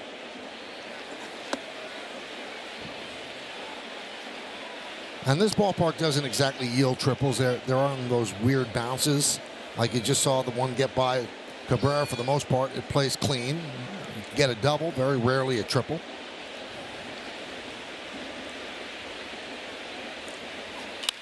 That one is looped into left center field. It's a base hit for Hayes. Castro scores. Going to third is Gamel, and he'll make it. It's an RBI for Hayes, his 2nd of the night, and it's 6-2 Yanks.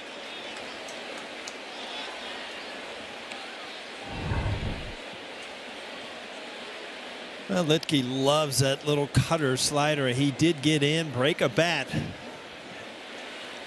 But he did give up a base hit and an RBI for Hayes. All right, more of his upper 70s breaking ball. Litke, everything Litke throws moves. Cutters, sliders, curveballs. That one stayed up, and in the upper 70s, that gave enough time to get covered. Michael Chavis is going to pinch hit for Cal Mitchell. And with that announcement, Matt Blake will go out and talk about this matchup with Lucas Litke. Used to love these mound visits, didn't you, Coney? Especially when you get somebody warming up in the bullpen right away and he's hurrying. Look over your shoulder. And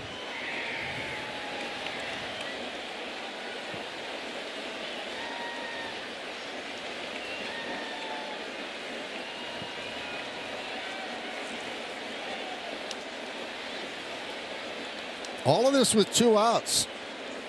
Castro with the triple, Gamel with the walk, and Hayes with the RBI single. So now Chavis will pinch hit for Mitchell, who was 0 for 2. Severino started, gave the Yankees 5 innings, allowed just 1 run and 2 hits in his return to the active roster in the rotation.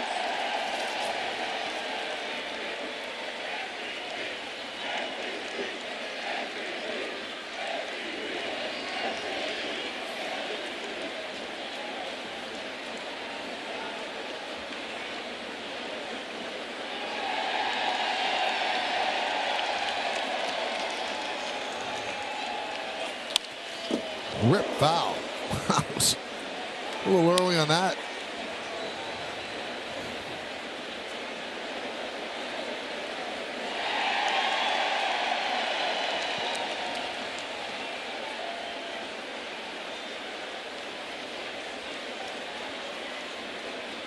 That'll get your teammates mad at you right there when you put one towards the dugout like that. Right up the middle, beautifully placed is Torres, and that will do it. So the Pirates get a run on 2 hits. They leave 2. We'll go to the bottom of the 6th. Well, thank you, Bob. On the Montefiore-Einstein scoreboard, we go to the bottom of the 6th inning, and it's 6-6-0 for the Yankees, 2-4-0 for Pittsburgh. Don't want to take this time to send out our best wishes to Emily Purcell. She's going through some health issues. She's going to battle through it, and we know she'll get through it. But I know she's watching the game, and we all wish her well moving forward. Emily, get back to us here at the stadium real soon. And there's a strike to Cabrera.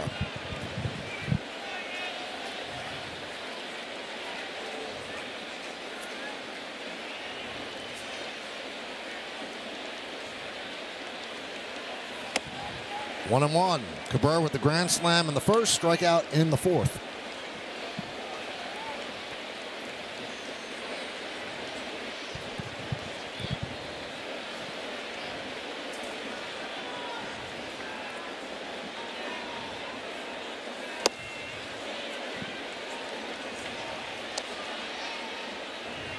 The 21st of September.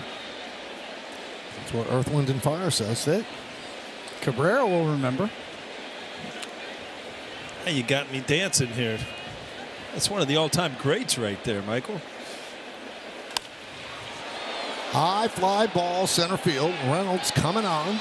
So is Gamble, and Gamble cuts in front of Reynolds to make the play. One away. This copyrighted telecast presented by authority of the New York Yankees and may not be reproduced or retransmitted in any form, and the accounts and descriptions of this game may not be disseminated without the express written consent of the New York Yankees.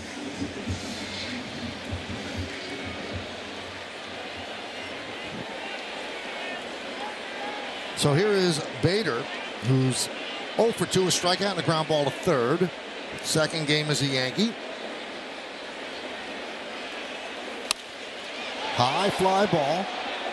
Shallow left center. Who's going to get there?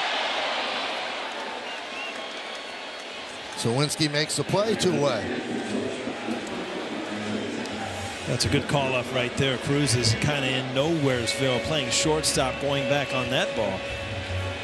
So shortstop, you're begging for that outfielder to call you off.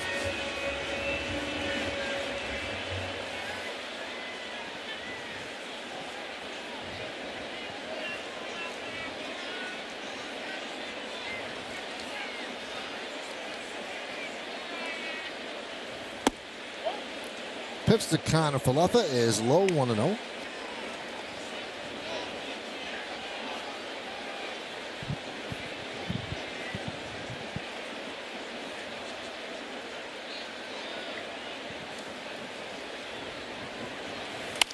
Ground ball.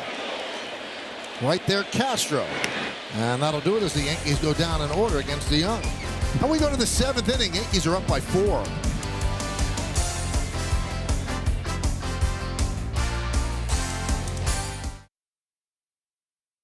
Out the T-Mobile coverage cam. We go all the way back to 1927 when Babe hit a 60th home run against Tom Zachary. And then yesterday, Aaron Judge with his 60th home run in the bottom of the 9th inning. Roger Maris hit number 61 in 1961 off of a rookie for the Red Sox, Tracy Stallard.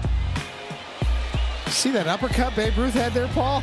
Mm-hmm. I noticed that little hat he had on, too. I think Boomer Wells might own that hat right now, yeah, Coney. He wore it. He definitely wore it in the game.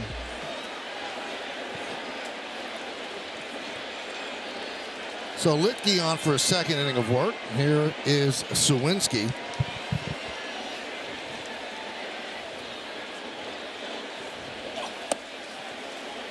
As Judge will come up in the bottom of the 7th, it bears noting what Roger Maris went through as he tried to break Babe Ruth's record.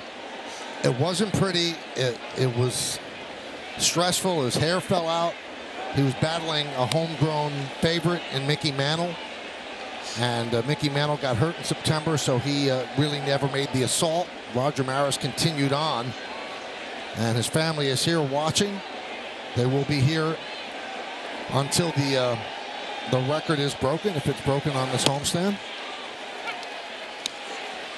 But it's pretty amazing stuff that he went through that. And then, because that was the year that the American League expanded from 8 to 10 teams, the schedule went from 154 to 162.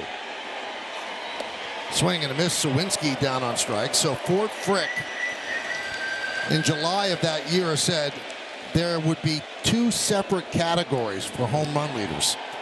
So unless Maris did it in the 154 that Ruth did it, he would have a category for a 162-game season. And it remained that way with 2 categories. And then in 1991, there was an MLB committee that was formed, and they voted to remove the distinction between the 2. And Maris is the American League single-season home run leader without any distinction. But imagine that you're trying to catch the record of an all-time great in Babe Ruth. You're battling an all-time great Mickey Mantle. And then the commissioner saying, oh, yeah, by the way, you have to do it in this amount of time or you didn't do it. Mm-hmm. That's awful. Frickin' frack. And Michael, from what I understand, I don't know if it's a story or what, but it was like the fans didn't want Roger Maris to break that record, where total different. I mean, everybody is rooting for Aaron Judge to break the record. So it's 2 different stories. Well, I really believe that they didn't want him to break the record. They would rather have Mantle break the record. But then once Mantle dropped out of it because of his injury, a hip injury, well, then they got a little bit more involved in Roger Maris. But it does come down to homegrown, too. Right. The amazing thing is Roger hit 61 in 61. He had won the MVP in 1960, so he won 2 MVPs in a row. He was a heck of a player, a great right fielder. Marinaccio getting ready. 1961, there were still people alive who had seen Babe Ruth play as well. One of those people was his teammate, Frank Crissetti, who was the third base coach, and he was always very stoic at third base. He didn't really celebrate that much when anybody hit a home run, but to show that he supported Maris, when Maris hit the 61st, he actually gave him a low 5 and then slapped him on the back, too, and that was kind of a, you know what, I support you for what you did. You're the right guy to do this. As Collins goes down on strikes. There's the Roger Maris resume. 3-time world champion, 2 with the Yankees, and then 1 with the Cardinals. 7-time All-Star. 2-time American League MVP, 12 big league seasons. And it's not just a story that didn't happen. His hair was falling out because of the stress. And, you know, I asked midway through the season, I asked Aaron Boone, would the stress get to Aaron Judge? And he said his hair is just fine. And he also said he was built for this. He said, I don't worry at all about him worrying about breaking this record. He said, no concerns whatsoever.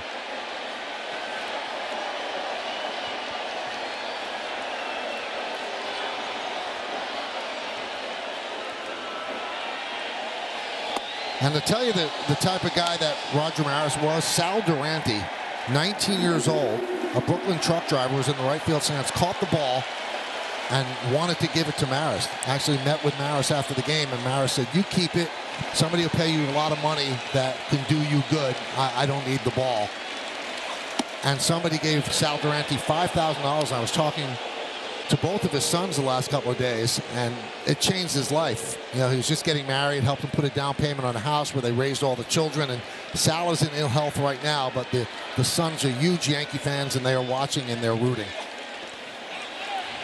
Did he go? No, he did not. 2-2. Michael, I got to tell you, it's one of the better stories I've ever heard you tell. I'm a big fan right there. That's awesome. It is awesome, right? And it tells you the type of guy that Maris was.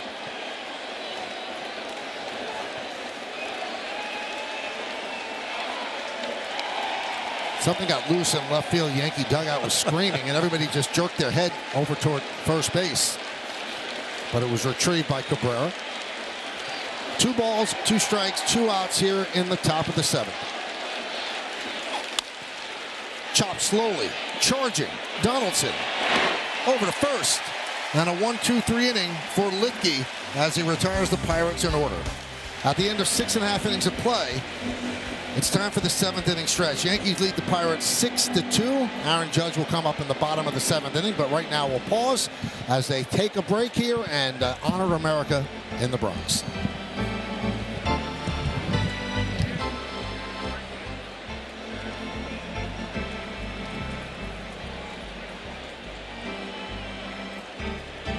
Ladies and gentlemen, will you rise and remove your caps? And please direct your attention to the area behind home plate as the New York Yankees welcome an honored military guest.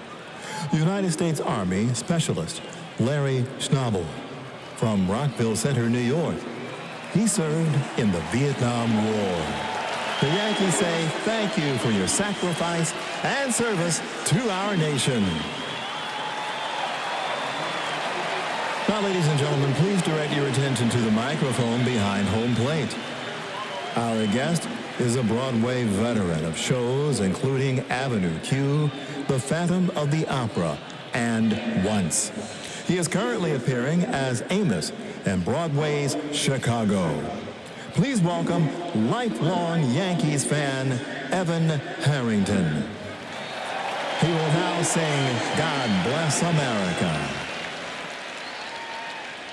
God bless America, land that I love. Stand beside her and guide her through the night with a light from above.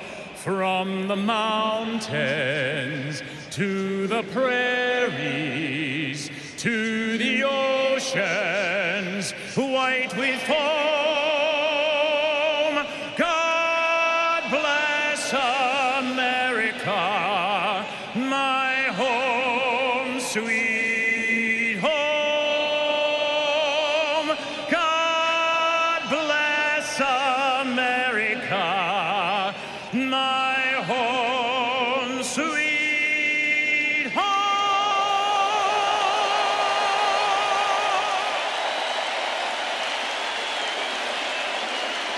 All right, fans.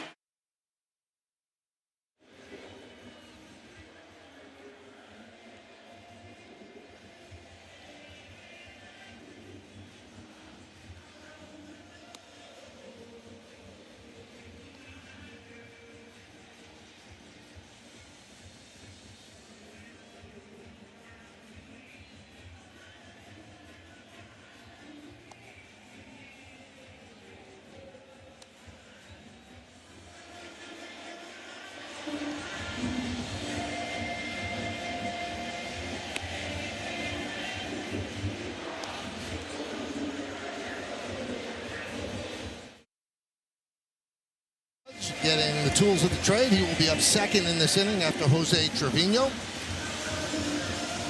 It'll be Trevino, Judge, and Rizzo, 9, 1, and 2 in the Yankees order. And let's take a look at the Cadillac game summary. 6-6-0 for the Yanks, 2-4-0 for the Pirates. Contreras, 10 strikeouts in 4 2/3. Severino went 5 coming off the IL. Grand slam in the first inning for Oswaldo. Donaldson, RBI double in the 5th. Judge is 2 for 3 with 2 doubles and 2 runs scored, but still sitting on 60.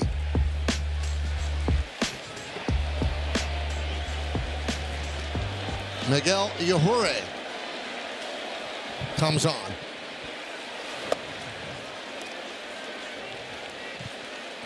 Also part of the trade that brought Tyone to the Yankees.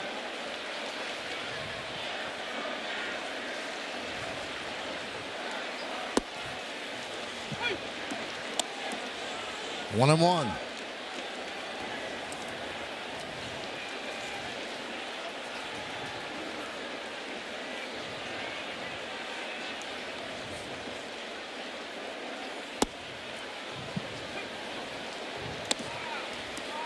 Had Tommy John surgery in 2017.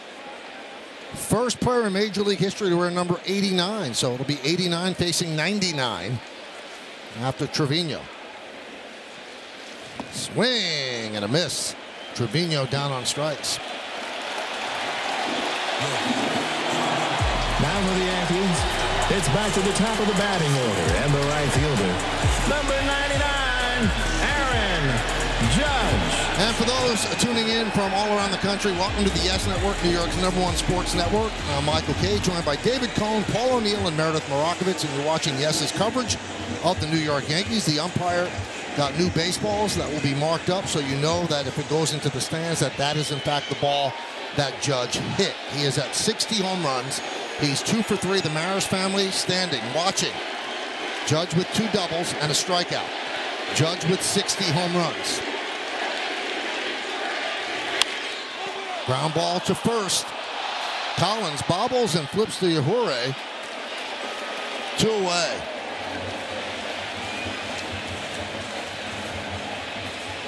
Unless the Yankees rally, he might not get another at bat in this game. They're going to have to send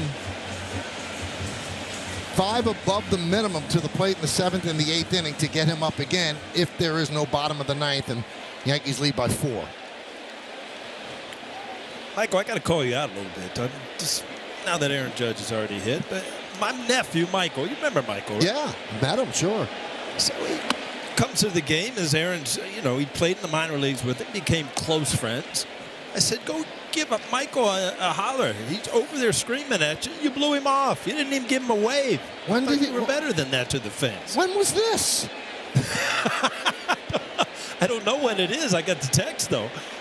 That I blew him off. That's just ridiculous. Yeah, Coney was waving at him, throwing balls and everything, and you just turned your back. It's all right. Yeah, that sounds like me. You got me. Last time I saw Michael was outside a hotel in Boston. Had a nice long talk with him. Mm-hmm. Good job by you, Paul. Completely ruining my reputation. Just saying. No, I'm just saying you're so good with the fans. I just thought, there was something with the last name O'Neill that you didn't want a part of tonight. No, it's just Paul O'Neill I have a problem with, not Michael. a big one right now, huh?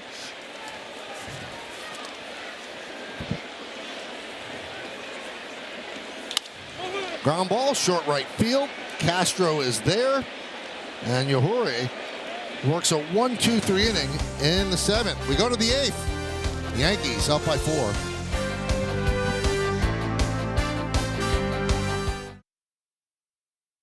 And the Red Sox come to town tomorrow. And a 4-game set against Boston. And Litke in his 3rd inning of work deals a strike to Cruz. So we get a couple of nights off, huh? Coming up. Yep. Got Fox tomorrow night or Thursday night. Fox tomorrow. And then Apple TV Friday. And then we're back on Saturday. And then Sunday Night Baseball on ESPN on Sunday. That's usually when they put Sunday Night Baseball. I noticed.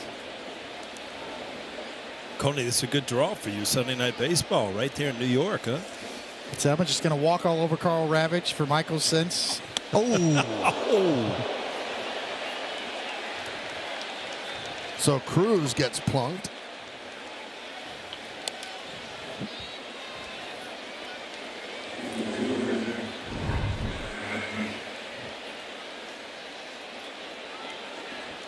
Looked like it got him on the covering, the padding he has on his arm. Sure, it still stings. So they kept in Litke to face the lefty swinging Cruz, and now here comes Aaron Boone. He takes the ball.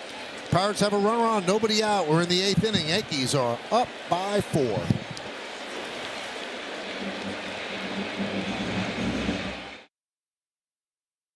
For 30th for the final home series of the 2022 regular season, and for one of the hottest promotional giveaways, it's Garrett Cole bobblehead night. First 18,000 guests in attendance will receive a Garrett Cole bobblehead courtesy of T-Mobile. Now tickets are going fast, so get yours today at Yankees.com. There's Garrett. watching closely the pitch in the Red Sox series. Ron Marinaccio takes over. He's been struggling of late after a great start, but still the numbers are very good. 49 strikeouts in 39 innings, 2.31 ERA.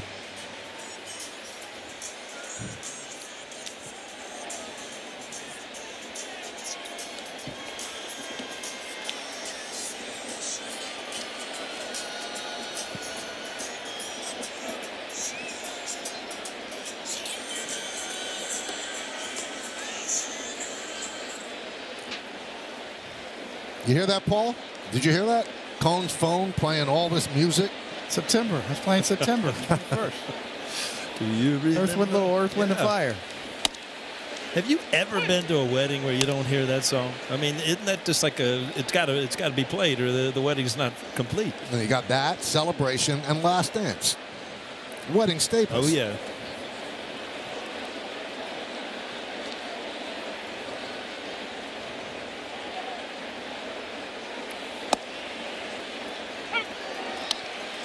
Now, you don't always get Build Me Up Buttercup like you got at my wedding, Paul.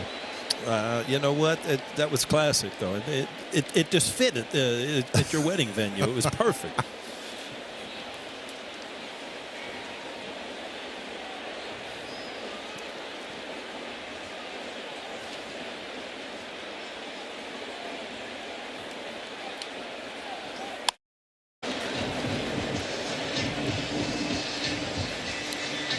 Well, fans go to @Yes Network on Twitter and vote for the Montefiore Einstein Player of the Week.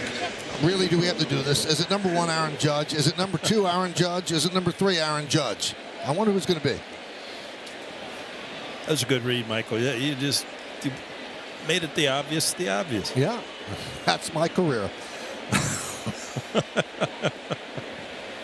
Here's Castro. Pirates down by 4.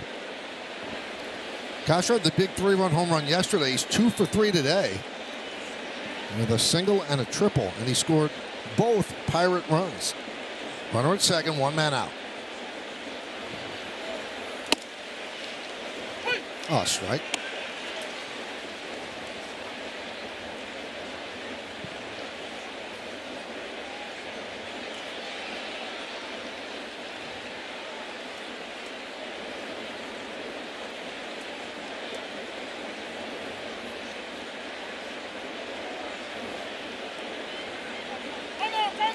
Time is called at the last moment.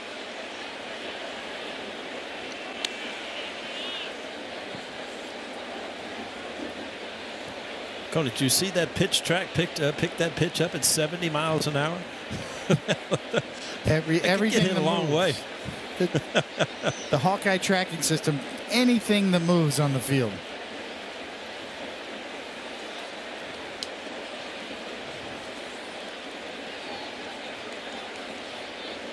Oh, 1. Fouled away, 0-2.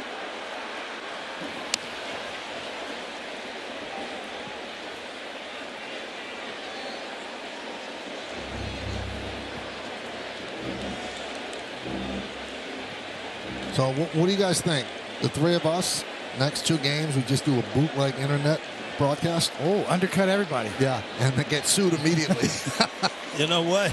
My wife is really good at this stuff. She could wire this stuff together. We could be on air in a heartbeat. And we'd be off air in a heartbeat. Swing and a miss as Castro down on strikes.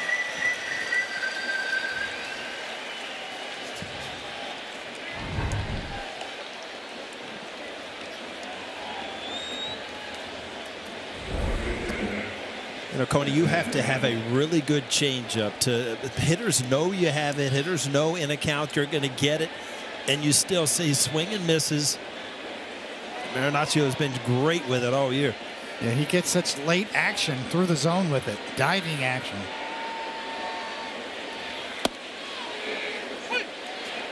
You know, every pitch is measured now, Paul. We talk about spin rate, talk about vertical and horizontal movement, but we also have approach angles. And what the ball does when it gets into the zone, the late movement, we can track that as well. Vertical and horizontal approach angles.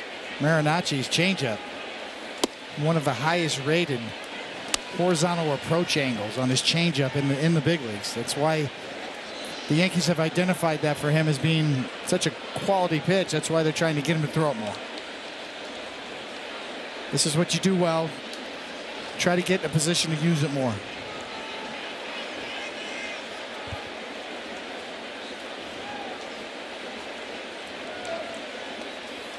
Foul back. 1-2 on the fastball. 6-6-0 for the Yanks. 2-4-0 for the Pirates. Top of the 8th inning. Runner at second. 2 out for Pittsburgh.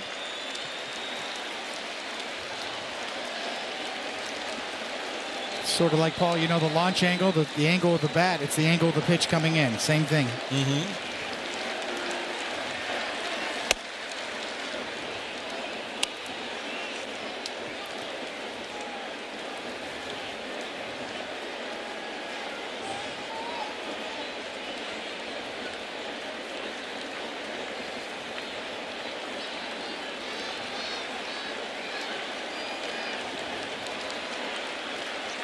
And Marinaccio deals.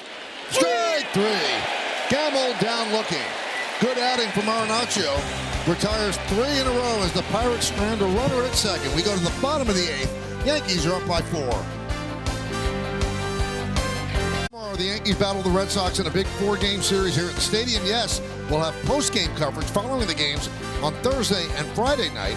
And then Saturday afternoon, we'll have full coverage of Game 3. Beginning with batting practice and the pregame at noon. Watch Judge's chase for home run history on Yes and streaming on the Yes app. Hyundai scoreboard. 6-2 Yankees as we start the bottom of the 8th inning. It'll be 3-4 and a 5 in the Yankees order against Yohure. And the pitch outside to Gleyber Torres. Torres is 1 for 2 with a walk. He scored 2. And the single in the 5th inning extended his hitting streak to 10 straight.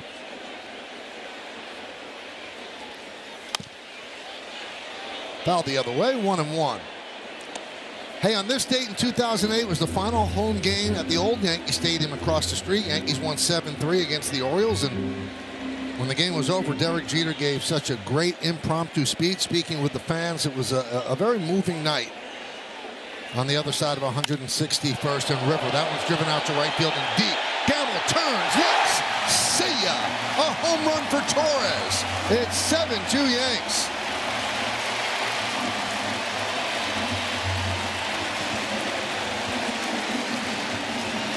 Well, it's always a good thing when you see Gleyber Torres going the other way. His 22nd of the year.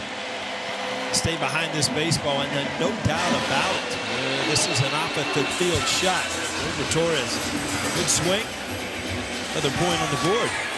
He just looks like a different hitter from what we saw in August. Kind of had a bottoming out in August and has clearly come almost all the way back.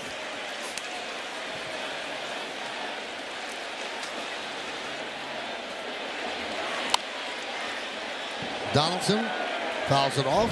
22nd home run for Torres. 64th ribby. We talked last night about how sometimes he really curls that hip in, and you see it was in a neutral position, and then you can just let it go, or you don't pull off the ball. And you know, that's a no-doubter. That's not a porch job that we talk about. That ball was smoked to right field. Number 22 for Gleyber.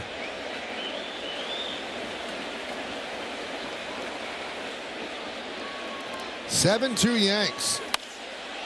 That's skied the other way and out of play. Now this crowd knows exactly what's going on, because they'd like to get Judge up to the plate here in the 8th inning, but they're going to need more of this on Super Shot. I wish Gleyber Torres could watch that Super Shot and watch that front hip on just how neutral it was. It wasn't curled. He didn't have to fly open. He has so much talent as a hitter. If he could put himself in that position, we talk about Aaron Judge being in the same spot all the time. Well, if Gleyber Torres could learn to put himself in that same spot, he's going to have a lot of success.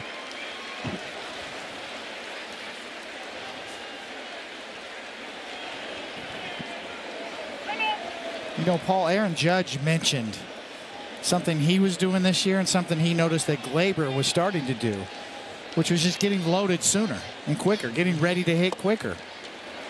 Starting your leg kick a little sooner, making sure you're early rather than late. That's how you find the barrel. You know, Coney, to your point, anytime you have a leg kick, and if you are late, you have to rush, and it just causes too many things to happen too quickly. It requires a little more balance to start earlier, but boy, better early than late, no doubt about it. Donaldson works a walk. Now it's a final in Cincinnati. The Reds have beaten the Red Sox 5-1, but of particular interest, Xander Bogaerts was 2 for 4. So Judge now leads in the American League batting race, .31707 to Bogaerts .31666. Judge is 2 for 4, as was Bogaerts. Pitches high to Stanton. That time of year, right? We're down to the decimal points. A lot of fans here holding up their iPhones. I'm turning the light on.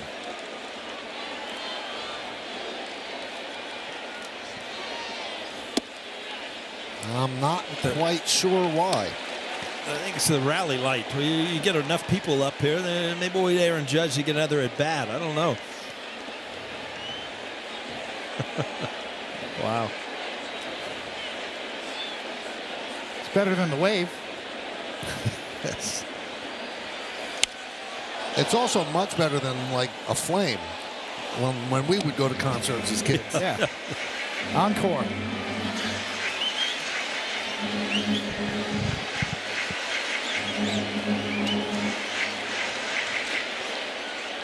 Home run by Torres, a walk to Donaldson, a 2-1 count on Stanton.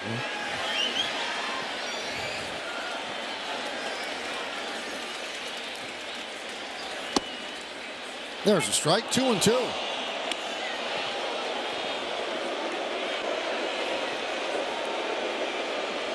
Triple Crown watch.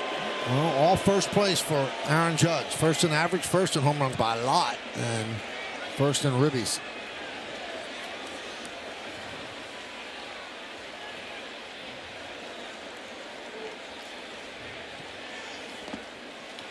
Three and two.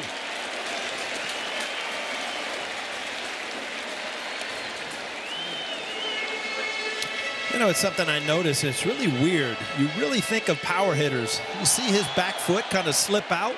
Well, look at this. Does kind of the same thing. You always think of power hitters kind of posting up on their backside. I just noticed that earlier in the game. I'm like, Stanton does it? Well, the Babe did it too.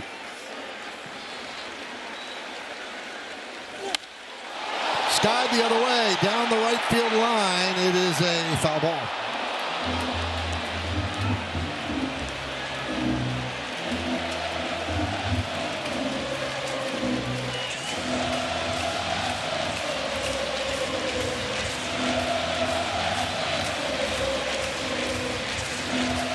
This crowd knows exactly what they're rooting for right now. Yankees have a fairly healthy lead. They want to get another Judge at bat here in the eighth.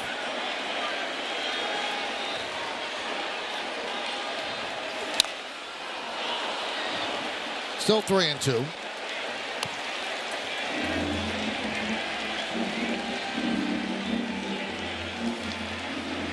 You know, they might be waiting for your signature call, you know, when the Yankees are behind. Do they have a rally in their bones? But you can't say that when they're ahead. Well, it's a different kind of rally. Well, let's see if they have a rally in their bones.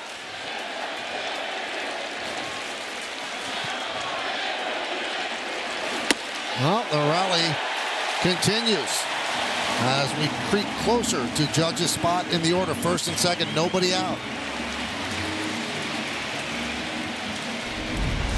And that'll bring up Cabrera, who had a grand slam in the first. And StatCast 3D by Google Cloud tells us it was 102.7 off the bat, traveled 403 feet. Looks like the St. Louis Arch. A little conference on the mound as they try to settle down Yajure.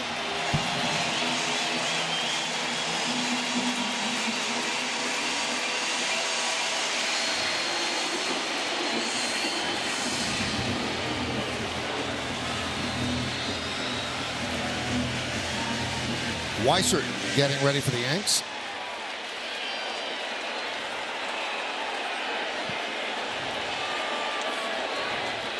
First and second, nobody out here in the 8th. 1 run in, it's 7-2 Yanks.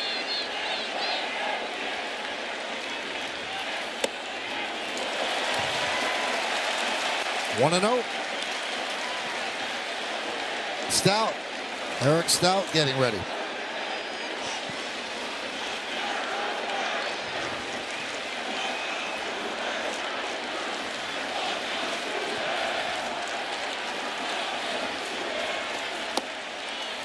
Two and 0.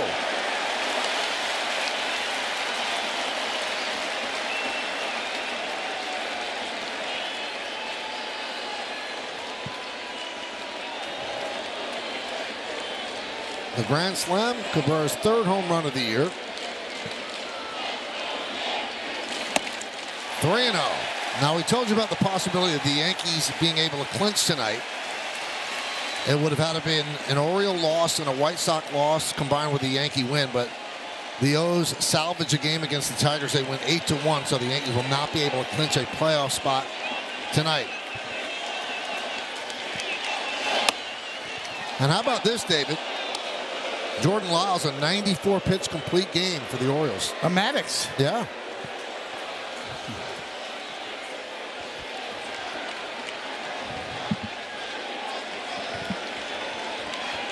Three-one on Oswaldo Cabrera.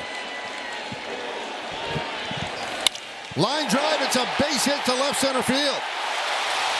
Donaldson will score easily. Stanton will go to third. It's a double for Cabrera, and it's 8-2 Yankees. Well, I think the fans are cheering for the run, and they're also cheering that Aaron Judge is one more step of stepping to the plate.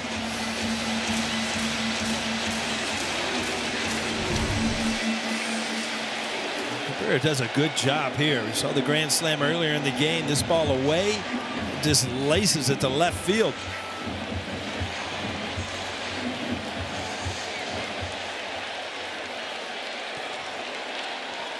Paul O'Neill-like there with a line drive the other way. I'll tell you what, that pitch right there, that's the way it's meant to be hit. If you're Cabrera, you know, a power hitter could go the other way, but Cabrera wants to put the ball in play. Every once in a while, he'll get a hanging slider as he did earlier in the game and pop it in the stands, but some good at-bats from him tonight. Well, Derek Shelton has seen enough. Takes the ball from Uhuri. They're going to call on the left-hander Eric Stout to face Harrison Bader. The first 4 in the inning have reached.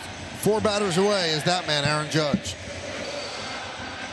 Well, Thursday, September 29th on the Yes app, watch Giants rookie Kayvon Thibodeau blitz the kitchen on a new episode of Home Plate New York with Chef Marcus Samuelson. And check out more episodes with your favorite city celebrities anytime on the Yes app. Past guests have included Garrett Cole, Bernie Williams, David Cohn, and many others. Eric Stout, this will be his 20th game. You see way too many walks, 15 and 21 in the third, but he has more than a strikeout per inning. This, again, will be his 20th game, and he'll face Harrison Bader.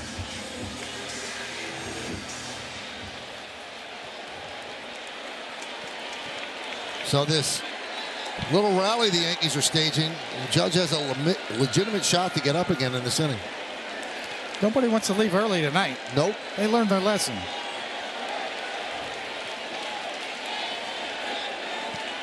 (8-2) Yankees. Infield is in. That's how Bader got his 2 hits and 3 ribbies yesterday. Pitch inside.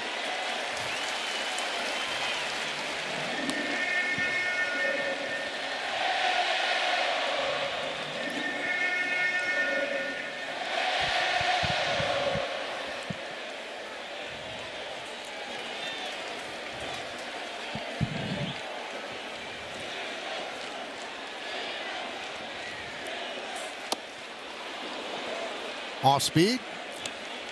79-mile-an-hour slider swung on and missed, 1-1.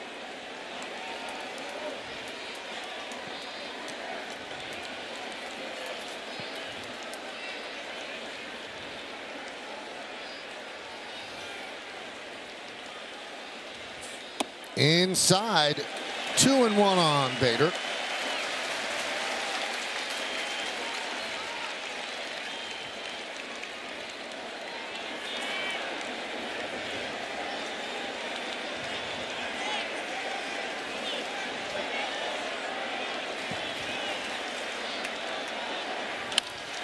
Ripped and a base hit through the left side. Stanton scores. Cabrera scores. Bader's going for two. He's in there with a 2-run double. It is 10-2 Yankees.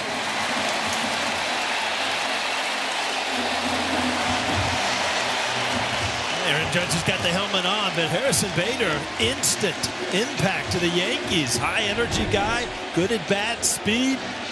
He's been seeing a lot of breaking balls in this series. Again, waiting on it and just hammering a slider to the left side.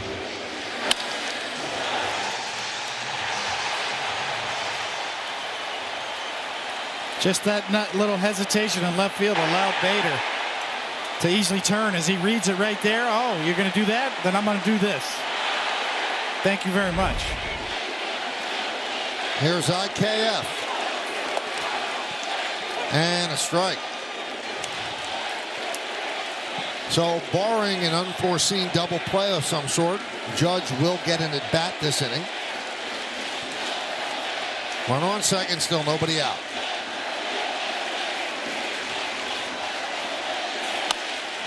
Slice foul. Nice play down the line. Well done there. Nice glove, too. She picked it. That was a bullet, too.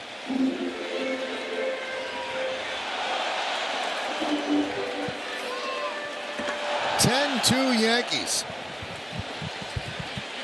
0-2 count on Kiner-Falefa.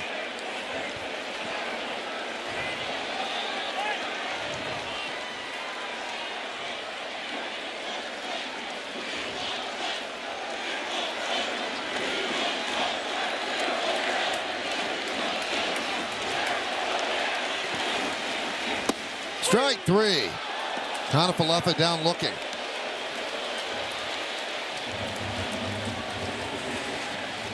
Well, this is the Yankees' 12th sellout of the year, 46,175. And looking around, not too many have left this ballpark as they are anticipating Judge getting one more swing tonight. Hey, Cody, you think Stout knows who's on deck? What do you think? I think he peeked over there, yes.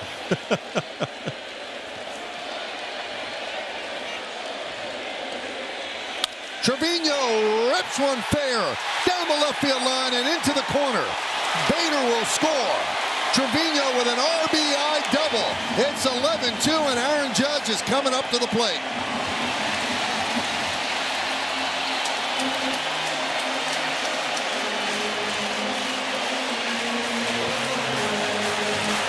You know, Bader, being from the National League, knows a lot of these pitchers, much more than some of the Yankees. You see Aaron Judge having a little conversation. You see Aaron Judge walking to the plate. This is what the people want. Well, for those tuning in from around the country, welcome to the Yes Network. Michael Kay, David Cohn, Paul O'Neill, and Meredith Marakovitz. And you're watching Yes's coverage of the New York Yankees and Aaron Judge's chase of history. He's 2 for 4. Runner at second, one man out.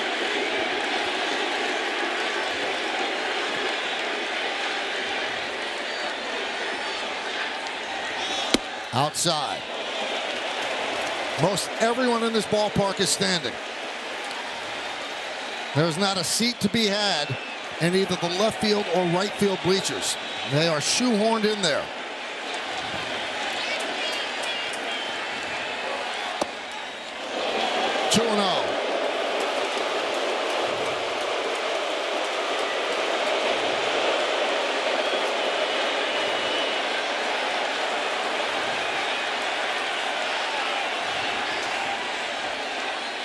Judge has 60 home runs. And the count 3-0.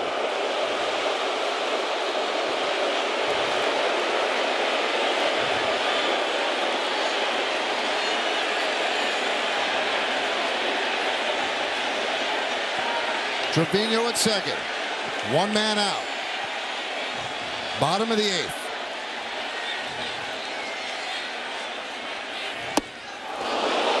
Ball 4, and the crowd doesn't like it.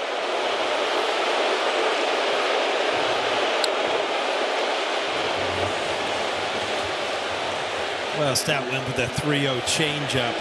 You know what? It's kind of questionable. Coney, I don't know. I mean, you got to have enough pride as a pitcher in this situation. 11-2. Well, the Yankees take him out. Gets congratulations in the dugout. Tim LaCastro will pinch run. Remember in Montreal, Paul, on the scoreboard when they used to run the chicken across the scoreboard when they walked again? Oh, yeah. Yeah. Now you look at the stands, and they're all heading for the exits right now, so we know what they were staying for. And they're still booing.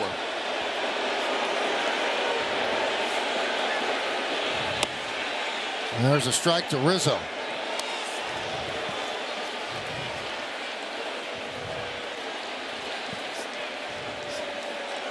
I mean, did he really think that Judge would get a green light on an 11-2 game?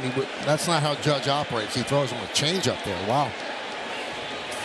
And that one gets past delay, and the runners move up.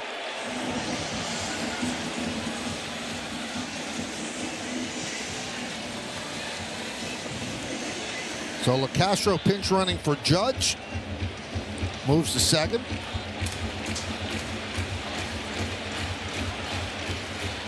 Paula does tell you something. He still wouldn't expand the zone in that situation with a 9-run lead. Well, when you start seeing changeups early in the count, you know that Stout is not going to challenge you. Yeah, and I agree with you. He could have thrown one right down the middle, probably 3-0, and that would have told Aaron Judge, all right, well, he is going to come after me. But in this series in particular, it looks like he's really looking for the ball up in the strike zone. And anything down, he's a take it. High fly ball, right center. Reynolds makes the catch, and just a bluff from Trevino. So 2 away. So if Aaron Judge is going to do it on this homestand, tie Maris and pass Maris, he's going to do it against the Red Sox, the team that Maris hit his 61st home run against.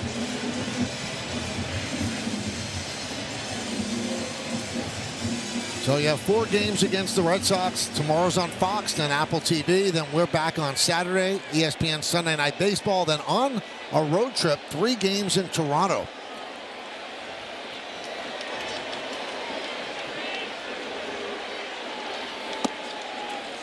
There's a strike to Glaber, who started this with an opposite field home run.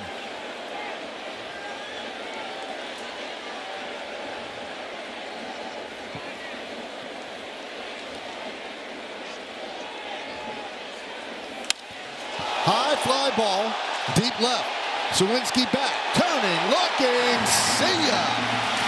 A 2-home run inning for Glaber Torres, a 3-run shot, and it's 14-2.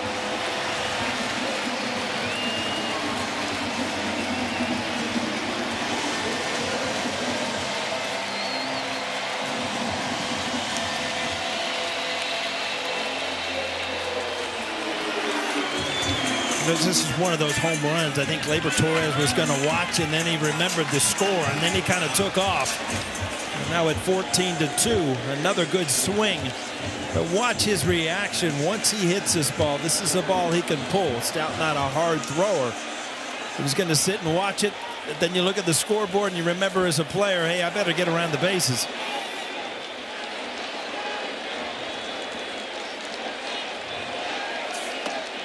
Donaldson takes low and inside.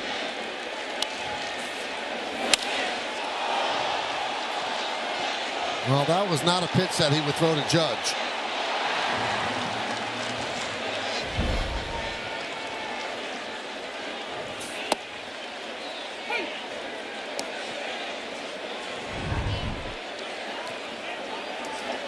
So he hit his first home run to right field, and it was 22 minutes ago.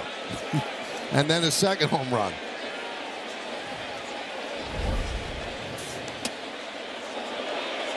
Two and one to Donaldson. It's quite a night for Torres. He has 5 ribbies.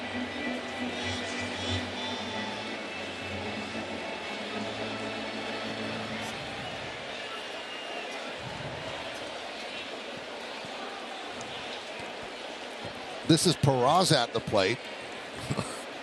We're looking at Glaber. Not Donaldson. Pitch way outside. 3-1.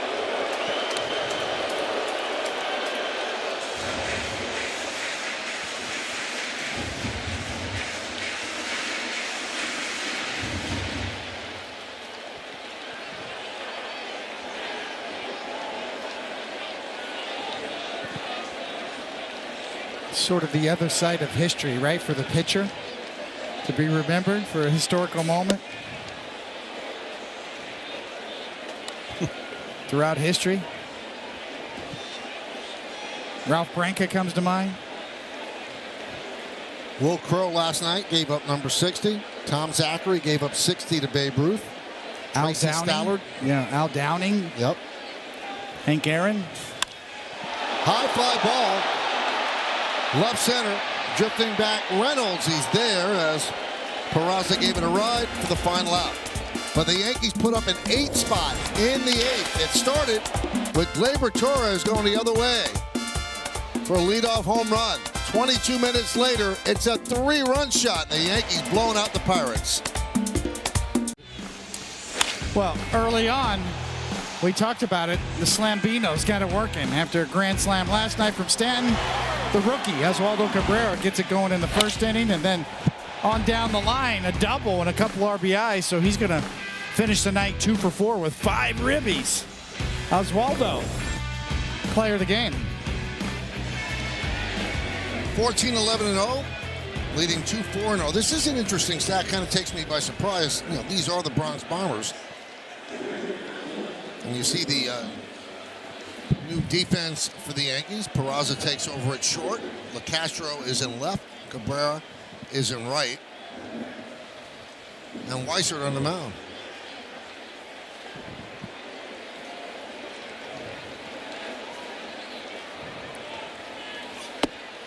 So Gleyber hitting 2 home runs in an inning. It's only the 6th time a Yankee has hit 2 home runs in an inning.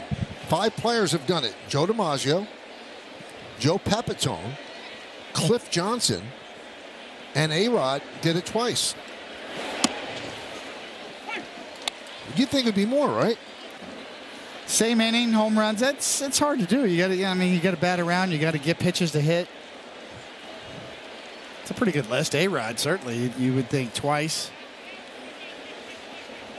Well, the last time that it was done, when A-Rod did it, October 4th, 2009 at Tampa Bay, that's when he knew that that was his last at-bat of the season, and he wanted to finish with 30 and 100, and he came into the inning, I believe, with 28 and 93, and hit a grand slam and a 3-run home run, so he finished with 30 and 100 on the nose. Pretty good to be able to call that, right? Not too bad. One of the most amazing feats I ever saw, about 2 home runs in an inning, was Fernando Tatis, not the one in San Diego, but his father when he was out in L.A. He had 2 grand slams in an inning. It's a pretty good way to start the day, right?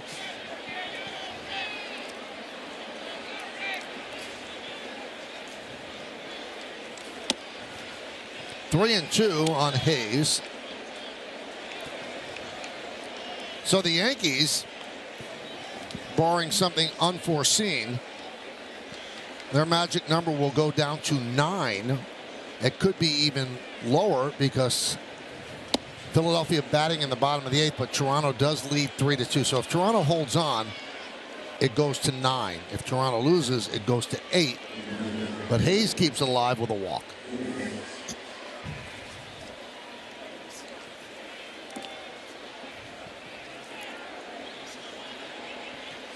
Coney, I got a question for you. You got an answer? Bring it. Does anybody pitch to the scoreboard anymore? It's 14-2, and we just saw Aaron Judge get walked, 3-0 changeup. Weissert just threw a slider, 3-ball slider. Yeah, I think in that situation, you throw the pitch you think you can throw for a strike. What pitch do you have the best control of? So you're right, Paul. It's a different game. Pitchers are throwing their fastballs much less than ever before in the history of the game.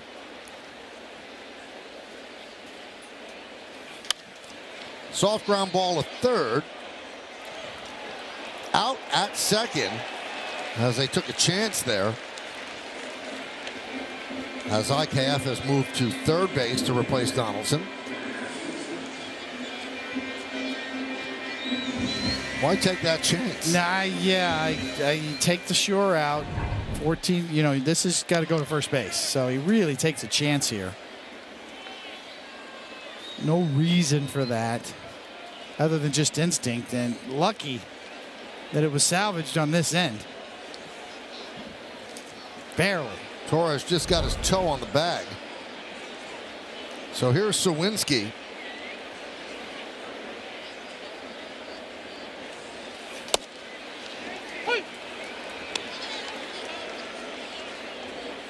Sometimes, 0-1. Sometimes you're on automatic pilot out there. You just kind of react on instinct as opposed to thinking ahead, anticipating the flow. If the ball's hit to me, get the shore out at first. Boy, has this ballpark cleared after Judge's at bat.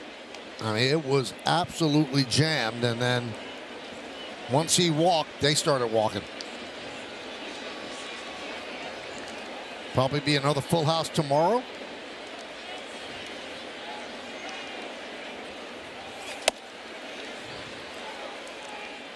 Two and one.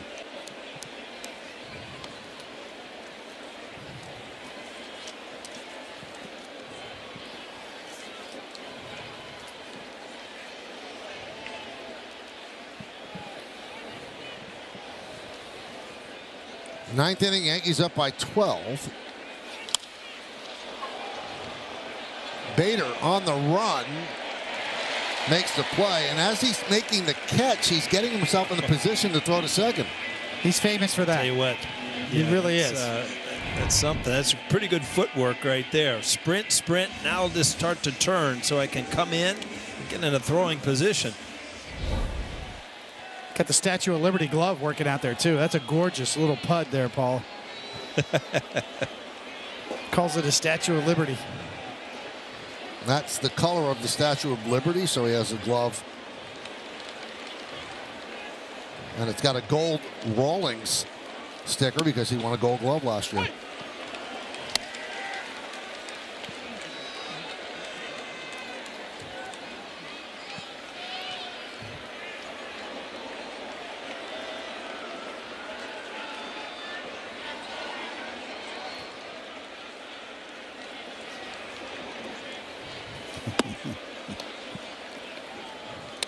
Pirates down to their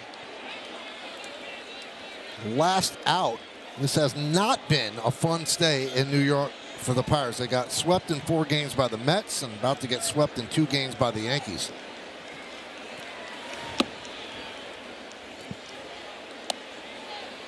Not a great season for Pittsburgh. Great season for that guy.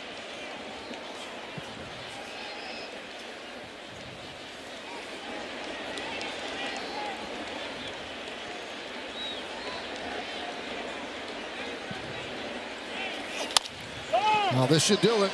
Ground ball to Torres. And the Yankees win 14-2. Couple of home runs for Gleyber Torres. They kept Aaron Judge in the ballpark, so he stays at 60. But the Yankees get a victory. It's their 90th of the year. And the magic number goes down to 9. A grand slam by Cabrera. All things good. Obviously, the crowd a little disappointed because they didn't see home run number 61. But the Yankees roll along with a series victory. Couple of doubles, though, Paul, and he's still leading the league in hitting. And we said this is just not a home run watch, although that's very important. That's why the Maris family's here. But this guy's going for the Triple Crown as well. Yeah, he's done so much, and it's so much fun to watch. But, again, so many good things happened today, even starting pitcher Severino. So things looking up for the Yankees. Obviously, the Red Sox coming in town, and the Judge watch will continue. So a couple of doubles is what he did, and he's in a situation now he gets doubles, and people are disappointed. He's not, as the Yankees win 14-2.